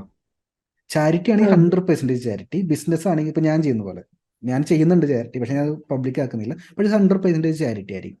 ബിസിനസ് ആണെങ്കിൽ 100% ബിസിനസ്. പൈസ തരാതെ ഒരാൾ പോലെ എൻ്റെ ഓൺലൈൻ ക്ലാസ്സിൽ ജോയിൻ ചെയ്യില്ല. മനസ്സിലാവുന്നുണ്ടോ? അപ്പൊ അതൊന്ന് ഡിഫൈൻ ചെയ്യണം. എത്ര രൂപയാണ് ഫീ വാങ്ങുന്നത്? ഫീസ് ഒരുപാട് കുറയ്ക്കരുത്. ഞാൻ കഴിഞ്ഞ ക്ലാസ്സിൽ ഡിസ്കസ് ചെയ്ത പോലെ. കാരണം പൈസ ഉള്ളവർ നിങ്ങളുടെ നാട്ടിൽ താമസിക്കുന്നത്, അവർ തീർച്ചയായിട്ടും പൈസ തരാൻ റെഡിയാണ്. ഇപ്പൊ ഞാൻ ഇപ്പൊ ആലോചിച്ച് നോക്ക്, എനിക്കൊരു കുട്ടി ഉണ്ടാവുകയാണെങ്കിൽ ഞാൻ ആ കുട്ടീനെ ഓൺലൈൻ ക്ലാസ്സിൽ ജോയിൻ ചെയ്യിപ്പിക്കുമ്പോൾ ആ കൊടുക്കുന്ന ഫീസ് എന്ന് പറയുന്നത് എൻ്റെ ബ്രാൻഡാ അല്ലേ? ആലോചിച്ച് നോക്ക്, ഒരുവിധം നല്ലൊരു പൈസ ഉള്ള ഒരാള്, അല്ലെങ്കിൽ ജീവിതത്തിൽ ഭയങ്കര സക്സസ് ആണെന്ന് സ്വയം വിചാരിക്കുന്ന ഒരാള് അവരുടെ മക്കളെ ഒരു സ്ഥലത്ത് ജോയിൻ ചെയ്യിപ്പിക്കുമ്പോൾ അവർ കൊടുക്കുന്ന ഫീസ് എന്ന് പറയുന്നത് അവരുടെ ബ്രാൻഡ് വാല്യൂ ആണ്. കാരണം അവർക്ക് മറ്റൊരാളുടെ അടുത്ത് പറയണമെന്നുണ്ടെങ്കിൽ ആ ഫീസ് വലിയൊരു ഘടകമാണ്. ഇപ്പോൾ ഒരു 100 രൂപ വാങ്ങിക്കുന്ന ഫീസിൽ ഒരാൾ സ്റ്റുഡൻറ്റ് ജോയിൻ ചെയ്യുന്ന ഒരിക്കലും പറയില്ല. പക്ഷേ നല്ലൊരു റേഞ്ചിൽ ഫീസ് വാങ്ങുന്നതിനാണ് അവർ മറ്റുള്ളവർക്ക് പറയും, എൻ്റെ കുട്ടി അവിടെ ജോയിൻ ചെയ്തിട്ടുണ്ട്, സൂപ്പർ ക്ലാസ്സാണ്, അവിടെ ഇത്ര ഫീസ് ഉണ്ടെന്ന് പറയുമ്പോൾ അവർക്കൊരു ബ്രാൻഡാണത്. മനസ്സിലാവുന്നുണ്ടോ? അപ്പൊ ബിസിനസ് സൈഡിൽ നമുക്ക് ഒരു ഏകദേശം ഒരു പ്രീമിയം ലെവലിൽ ഫീസ് വാങ്ങിച്ചിരിക്കണം. എന്നാൽ മാത്രമേ മുന്നോട്ട് നമുക്ക് അടുത്തടുത്ത ബാച്ചുകൾ റൺ ചെയ്യുമ്പോൾ ഇൻവെസ്റ്റ്മെന്റുകൾ വരും, മെറ്റീരിയൽസ് ചിലപ്പോൾ വാങ്ങേണ്ടി വരും, ചിലപ്പോൾ എന്തെങ്കിലുമൊക്കെ നമുക്ക് എക്സ്പെൻസ് ഒക്കെ ആയിട്ട് വരികയാണെങ്കിൽ കവർ ചെയ്ത് പോകാനായിട്ട് ഒരു ബിസിനസ് സൈഡ് കീപ്പ് ചെയ്തിരിക്കണം. നല്ല രീതിയിൽ നല്ലൊരു ഫീസൊക്കെ പറഞ്ഞ് അഡ്മിഷൻ ഫീസ് വേണമെങ്കിൽ വാങ്ങാം, അത് സെറ്റ് ചെയ്തിരിക്കണം. ഒരു കാര്യം ഞാൻ പറഞ്ഞല്ലോ, നിങ്ങളെ ഏരിയ അങ്ങനെ മിഡിൽ ഏജ് ആണ്, അപ്പം അത്ര മോശമായിട്ടുള്ളവരുണ്ട് എന്നല്ല ഞാൻ ഈ പറയുന്നത്. പക്ഷെ ഞാൻ പറയുന്നത് ഇത് എന്റെ പരസ്യം കൂടെയാണ്. ചാരിറ്റി ചെയ്യാൻ എന്റെ റേഷൻ കാർഡ് എടുത്താൽ ഞാനും എനിക്ക് താഴെയാണ്, അതുകൊണ്ട് എനിക്ക് അങ്ങനെ ചെയ്യാൻ പറ്റില്ല. അപ്പൊ അത് അഹങ്കാരമായി മാറും ഞങ്ങളുടെ പരിസരത്ത്. സാർ മനസ്സിലാക്കുമോന്ന് എനിക്ക് അറിയില്ല, പക്ഷെ അങ്ങനെ ഉണ്ട്, ഒരു ഏരിയ ഉണ്ടല്ലോ. അപ്പം എന്താണ്, അങ്ങനെ ചാരിറ്റി ചെയ്താലും അത് അഹങ്കാരമായിട്ട് എടുക്കും. അതൊന്ന്. പിന്നെ രണ്ടാമത്തെ കാര്യം ഞാൻ പറഞ്ഞത് ചാരിറ്റി എന്നല്ല, നമ്മളെ പോലെ മീൻസ് എവിടെ തിരിയണം എന്ന് അറിയാത്തവർക്കുള്ള ഒരു ഹെൽപ്പാണ്. അല്ലാതെ അങ്ങനെ ഫ്രീ അല്ല. ഇത് എന്ത് ചെയ്യണം എന്ന് അറിയാത്ത കുറെ കുട്ടികളുണ്ട്, ഞാൻ മനസ്സിലാക്കി ഇങ്ങോട്ട് ചോദിച്ചത് പ്രകാരം. അപ്പൊ അങ്ങനെയുള്ളവര് ആണ്. പിന്നെ ഇതൊരു പരസ്യമാണ്, ഇതെന്റെ ഒരു ക്ലാസ്, ഇത് എന്റെ ഒരു പരസ്യമാണ്. അപ്പം എന്റെ ഈ പോസ്റ്റ് ഒക്കെ കണ്ടിട്ടാണ് അവർ ചോദിച്ചിരിക്കുന്നത്, അതെനിക്ക് യൂസ് ചെയ്യണം. അപ്പോ ഞാനിപ്പോ ഞാൻ അതാണ് പ്രത്യേകം സ്ഥലത്ത് പറഞ്ഞത്, ബേസിക്. അപ്പൊ ഇത് കഴിഞ്ഞ് അടുത്ത സ്റ്റേജിലാവാൻ ഒന്നില്ലേ അടുത്ത വെക്കേഷൻ, അല്ലെങ്കിൽ ഓൺലൈൻ ആയിട്ട്, അല്ലെങ്കിൽ സൺഡേ ക്ലാസ്. അവർ തിരിച്ച് എന്റെ അടുത്ത് തന്നെ വരണം എന്റെ ക്ലാസ് കഴിയുമ്പോൾ. അങ്ങനെ ഒരു എയിമും കൂടെ ഉണ്ട് എനിക്ക്. മനസ്സിലായ? അപ്പൊ ഞാൻ എന്റെ ഫീസ് പറയും. മീൻസ് നമ്മളെ ആദ്യം അറിയണമെങ്കിൽ ആദ്യം കയറി ഹൈ ലെവലിന്റെ ഫീസ് പറഞ്ഞാൽ ഈ ഏരിയയിൽ അത് പോസിബിൾ അല്ല. അത് ഞാൻ മനസ്സിലാക്കിയതിന് ശേഷമാണ് ഇങ്ങനെ ഒരു കാര്യം തീരുമാനിച്ചത്. മീൻസ് ബേസിക് മാത്രമേ നമ്മളിപ്പോ കൊടുക്കുന്നുള്ളൂ. അവർക്ക് ആർട്ട് ഇഷ്ടപ്പെടുന്ന കുട്ടികളാണെങ്കിൽ, അല്ലെങ്കിൽ അവര് വരയ്ക്കുന്നത് കണ്ട് അവരെ പാരന്റ്സ് ഇത് തുടർന്ന് കൊണ്ടുപോകണം എന്നുള്ളൊരു തീരുമാനത്തിലേക്ക് എത്തിയിട്ട് ഒരു സൺഡേ ക്ലാസ് എനിക്ക് ഉണ്ടാവുമെന്ന് ഞാൻ പ്രതീക്ഷിക്കുന്നു, വെക്കേഷൻ ക്ലാസ് കഴിഞ്ഞതിന് ശേഷം. ഉറപ്പ്. അതിനാണ് സാറിന്റെ സഹായം വേണ്ടത്. അത്ര അട്രാക്ഷൻ ആയിട്ടുള്ള സബ്ജക്റ്റും കാര്യങ്ങളും രസകരമായിട്ടും കൊണ്ടുപോകാൻ സാറൊന്ന് ചാർട്ട് ചെയ്ത് തരണം. പറഞ്ഞുതരാം. ആ മൈൻഡ് സെറ്റിൽ കറക്റ്റ് ചെയ്യപ്പെടേണ്ടതുണ്ട്. ഞാൻ പറഞ്ഞുതരാം. ഫീസ് ഞാൻ ഹൈ വെക്കണം എന്നല്ല പറഞ്ഞേ. ഫീസ് ഒരുപാട് കുറയ്ക്കരുത്, ചീപ്പാക്കരുത്. സിമ്പിളായിട്ട് ചീപ്പ് ഫീസ് വെക്കരുത്, നിർബന്ധമായിട്ടും വെക്കരുത്. കാരണം ആസ് എൻ ആർട്ടിസ്റ്റ് നമ്മുടെ റെസ്പോൺസിബിലിറ്റി ആണ് ഈ മാർക്കറ്റിന്റെ വാല്യൂ. ഇപ്പൊ ആലോചിച്ച് നോക്ക്, എന്നെ പോലെ ഒരു 10,000 പേര് കേരളത്തിൽ ഓൺലൈൻ ക്ലാസ് എടുക്കുന്നുണ്ടെന്ന് വിചാരിക്കും. അവരെല്ലാവരും ഇതേ മൈൻഡ് സെറ്റോട് കൂടി 100 രൂപയ്ക്ക് അല്ലെങ്കിൽ ഇപ്പൊ അതിനേക്കാൾ 50 രൂപയ്ക്ക് ഓൺലൈൻ ക്ലാസ് അനൗൺസ് ചെയ്യുകയാണെങ്കിൽ ഇൻഡസ്ട്രി എന്താവും എന്നൊന്നും ആലോചിക്കണം. ഇൻഡസ്ട്രി എന്താവും മാത്രമല്ല, ഫ്യൂച്ചറിൽ ഇതേപോലെ പഠിപ്പിക്കാനായിട്ട് ആർട്ട് ടീച്ചർ അവിടെ നിന്ന് ഒരാൾ ആഗ്രഹിച്ചു വരുന്ന സമയത്ത് അവർക്ക് എന്താണ് എക്സാമ്പിൾ കിട്ടുന്നത് എന്നൊരു റെസ്പോൺസിബിലിറ്റി കൂടി എയിം ചെയ്യുന്ന സമയത്ത് ആർട്ട് ഫീൽഡിൽ നമുക്കുണ്ട്. ക്ലിയർ ആണ് ഞാൻ പറഞ്ഞത്? ഇപ്പൊ മാമിനെ കണ്ടിട്ട് നാളെ ഒരു സ്റ്റുഡന്റ് സെയിം സ്ഥലത്ത് ഒരു ആർട്ട് ക്ലാസ് സ്റ്റാർട്ട് ചെയ്യണമെന്ന് ആഗ്രഹിക്കുന്ന ആണെങ്കിൽ അവർക്ക് നമ്മളൊരു എക്സാമ്പിൾ ആയിട്ട് മാറണം. അതുകൊണ്ടാണ് പറഞ്ഞു ഒരുപാട് ചീപ്പ്, ഒരുപാട് താഴ്ത്തരുത്. അങ്ങനെ താഴ്ത്തണം എന്ന ആഗ്രഹം വരുന്ന സമയത്ത് അത് ചാരിറ്റി ആയിട്ട് ഫ്രീ ആയിട്ട് കൊടുക്കും, ഇഷ്യൂ ഇല്ല. പക്ഷെ നമ്മൾ വാങ്ങുന്ന ഫീസ് ഒരു മീഡിയം റേഞ്ചിൽ നല്ല സ്ട്രക്ചേർഡ് ആയിട്ട് കുറച്ചൊന്ന് ക്ലാസ് ആയിട്ട് വാങ്ങാനായിട്ട് പറ്റണം. അങ്ങനെ വാങ്ങിക്കാൻ പറ്റിയില്ലെങ്കിൽ ആർട്ട് തിരിച്ച് നമ്മളെ സപ്പോർട്ട് ചെയ്യില്ല. മനസ്സിലാവുന്നുണ്ടോ? ക്ലിയർ ആണ് ഞാൻ പറഞ്ഞേ? ഈ സെയിം ഓക്കെ. ഡിസ്കഷൻ ഞാൻ പഠിക്കുന്ന ഓൺലൈൻ ക്ലാസ്സിൽ നടന്നായിരുന്നു. അത് ഏകദേശം 2 മണിക്കൂറോളം നീണ്ടുപോയി. ഇതുപോലെ ഒരു സ്റ്റുഡൻ്റ് ആണ് ക്വസ്റ്റ്യൻ ചോദിച്ചത്. ആൾക്ക് ഡ്രോയിങ് വരയ്ക്കാൻ മാത്രമേ ഇഷ്ടമുള്ളൂ, സെല് ചെയ്യാൻ ഇഷ്ടമില്ല. അപ്പോൾ ആള് തർക്കിച്ചു, ടീച്ചറായിട്ട് തർക്കിച്ചു. മാം, എനിക്ക് സെല് ചെയ്യാനായിട്ട് താല്പര്യമില്ല, പിന്നെ എന്തിനാണ് ഞാൻ ആർട്ടിന്റെ സെയിൽസിനെ കുറിച്ച് ആലോചിക്കുന്നത്? അപ്പം മാം പറഞ്ഞ കാര്യം ഇത്രയേ ഉള്ളൂ, നിങ്ങൾ ആർട്ടിൽ വന്നു, നിങ്ങൾ ചിത്രങ്ങൾ വരയ്ക്കുന്നുണ്ടെങ്കിൽ നിങ്ങളുടെ റെസ്പോൺസിബിലിറ്റി ആണ് ഇത് സെല് ചെയ്യണം എന്നുള്ളത്. അതെന്താ ഇഷ്യൂ എന്ന് വെച്ച് കഴിഞ്ഞാൽ, നിങ്ങൾ സെല് ചെയ്യാൻ തീരുമാനിക്കുന്ന സമയത്ത് നിങ്ങൾ കുറേ ടൈം സെല്ലിങ്ങിലോട്ട് വേണ്ടി പോകും. അപ്പം നിങ്ങൾ കുറച്ച് ചിത്രം മാത്രമേ വരയ്ക്കുള്ളൂ. അത് ശരിക്കും ആർട്ട് ഫീൽഡിന് കൊടുക്കുന്ന വലിയൊരു ബെനിഫിറ്റാണ്. അപ്പോൾ ആലോചിക്കുക, 1000 പേര് ചിത്രം വരയ്ക്കുന്നുണ്ട്. 1000 പേരും ചിത്രം വരയ്ക്കുന്നതിൽ മാത്രം ഫോക്കസ് ചെയ്യുകയാണെങ്കിൽ ലോകത്തുള്ള ചിത്രങ്ങളുടെ എണ്ണം കൂടി കൂടി ഇങ്ങനെ വരും. മനസ്സിലാവുന്നുണ്ടോ? അപ്പം അത്ര പേര് ചിത്രം വരച്ച് ലോകത്തുള്ള ചിത്രങ്ങളുടെ എണ്ണം കൂടി കൂടി കൂടി വരുന്ന സമയത്ത് ഇതിന്റെ വാല്യൂ കുറയും. അപ്പം ആസ് ആൻ ആർട്ടിസ്റ്റ് നമ്മുടെ റെസ്പോൺസിബിലിറ്റിയാണ് ലേൺ ചെയ്യുന്നതിനൊപ്പം തന്നെ ഏണിങ് ചെയ്യാന്നുള്ളത്. അപ്പോൾ ഏൺ ചെയ്യുമ്പോൾ കുറച്ച് ടൈം അതിലോട്ട് പോകും. കൂടാതെ ചിത്രം വരയ്ക്കുന്നതിന്റെ എണ്ണം കുറച്ചും കൂടി, ഈ പറയുന്ന നമുക്ക് മണി ഇങ്ങോട്ട് വരുന്തോറും നമ്മുടെ ലൈഫിന്റെ ക്വാളിറ്റി ഇമ്പ്രൂവ് ആവും, നമ്മുടെ മൈൻഡ് സെറ്റ് ഇമ്പ്രൂവ് ആവും, നമുക്ക് കൂടുതൽ പഠിക്കാനായിട്ട് പറ്റും. ഈ പറഞ്ഞ മെറ്റീരിയൽ, പ്രീമിയം മെറ്റീരിയൽ പർച്ചേസ് ചെയ്യാനായിട്ട് പറ്റും. ഇതൊക്കെ ഇപ്പുറത്ത് നമ്മളെ ഹെൽപ്പ് ചെയ്യും. ലേണിങ്ങിനെ കൂടുതൽ ഹെൽപ്പ് ചെയ്യും, ഡ്രോയിങ്ങിനെ കൂടുതൽ ഹെൽപ്പ് ചെയ്യും, ഇമ്പ്രൂവ്മെന്റിനെ കൂടുതൽ ഹെൽപ്പ് ചെയ്യും.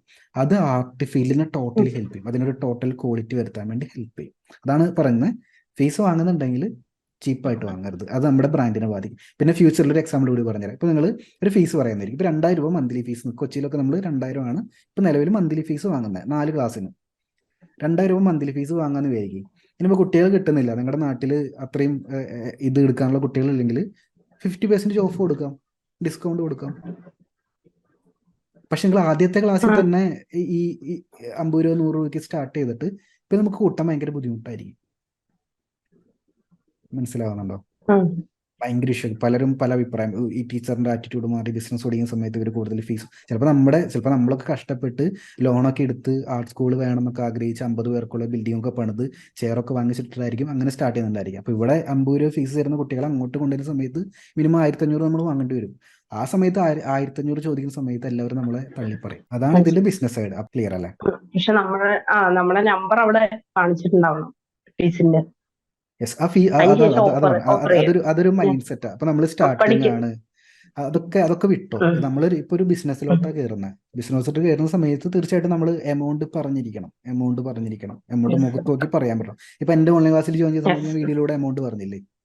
ഇത് പറയാതെ എങ്ങനെ അഡ്മിഷൻ കിട്ടുന്ന എനിക്ക്? ഇത് പറയാതെ നല്ല സ്റ്റുഡൻസിനെ എങ്ങനെ കിട്ടുന്ന എനിക്ക്? മുഖത്ത് നോക്കി ഇതാണ് നമ്മുടെ എമൗണ്ട്. അത് എമൗണ്ട് പറയുന്ന സമയത്ത് ആലോചിക്കുക, എത്രത്തോളം നമ്മൾ ഇൻവെസ്റ്റ് ചെയ്തു, എത്രത്തോളം മെറ്റീരിയലോട്ട് ഇൻവെസ്റ്റ് ചെയ്തു. ഇപ്പൊ എന്റെ ക്ലാസ്സിലോട്ടാണെങ്കിൽ ഫീസ് അടച്ചിട്ട് വന്നിരിക്കുന്നത്.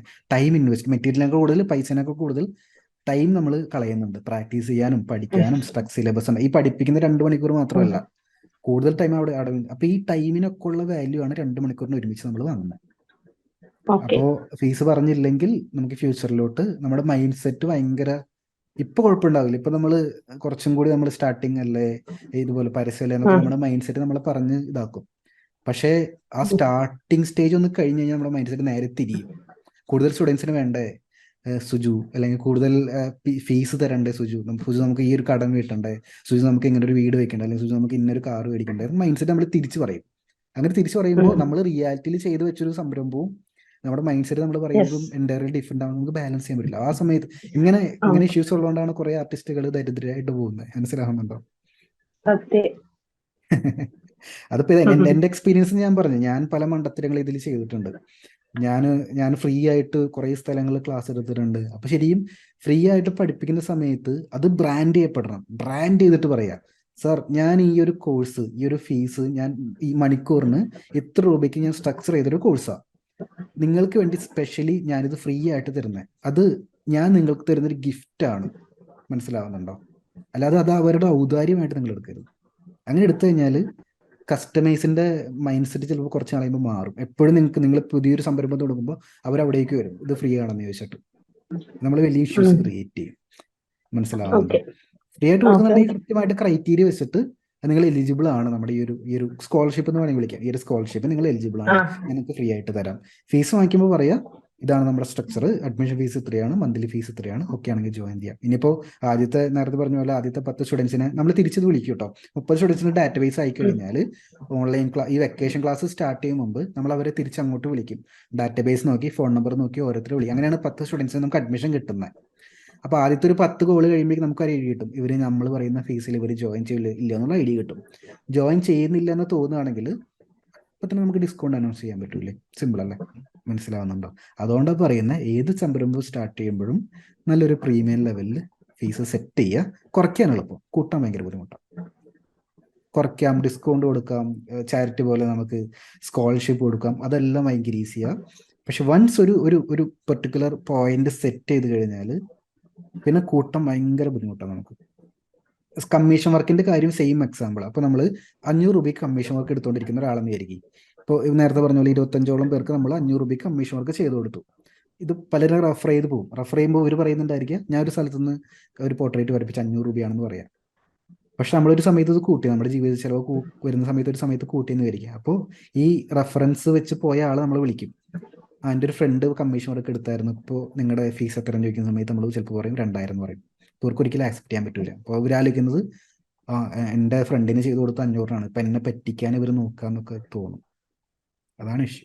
അപ്പം ഏറ്റവും ബെസ്റ്റ് പരിപാടി, ഒരു ഫീസ് സെറ്റ് ചെയ്യുക. ആ ഫീസിൽ അഡ്മിഷൻ നടക്കുന്നുണ്ടെങ്കിൽ ഫ്ലാറ്റ് ഡിസ്കൗണ്ട് അടിച്ചിട്ട് അവരുടെ എന്നിട്ട് പറയണം, ഇതാണ് റിയൽ ഫീസ്. ഞാൻ നിങ്ങൾക്ക് എടുത്ത് പറഞ്ഞ പോലെ ഇതാണ് നമ്മുടെ റിയൽ ഫീസ്. നിങ്ങൾക്ക് ഞാൻ എൻ്റെ ഓർമ്മയുണ്ട്, ആ ഒരു പാറ്റേൺ ഓർമ്മയില്ലേ? ഇതാണ് റിയൽ ഫീസ്, നിങ്ങൾക്ക് വേണ്ടി ഈ ഒരു ബാച്ചിന് വേണ്ടി ഞാൻ തരുന്നത്, ഇതാണ് നിങ്ങളുടെ ഓഫർ ഫീസ്, ഇത് ഈ ഒരു ബാച്ചിന് വേണ്ടി സ്പെഷ്യലി തരുന്ന ഒരു ഓഫർ ഫീസ് ആണെന്ന് പറയാം. അപ്പോൾ ക്ലാരിറ്റി കിട്ടും. അപ്പോൾ നിങ്ങൾ മറ്റൊരിടത്ത് പറയുമ്പോൾ അവരിങ്ങനെ പറയും, ഇത് സച്ച സാറിന്റെ ഫീസ് ഇത്രയാണ് വരുന്നത്, അപ്പോൾ പക്ഷേ എനിക്ക് ഞങ്ങളുടെ ഒരു ബാച്ചിന് ഒരു ഡിസ്കൗണ്ട് ഉണ്ടായിരുന്നു, അതുകൊണ്ട് ഞങ്ങൾ ഇതിൽ ജോയിൻ ചെയ്തു.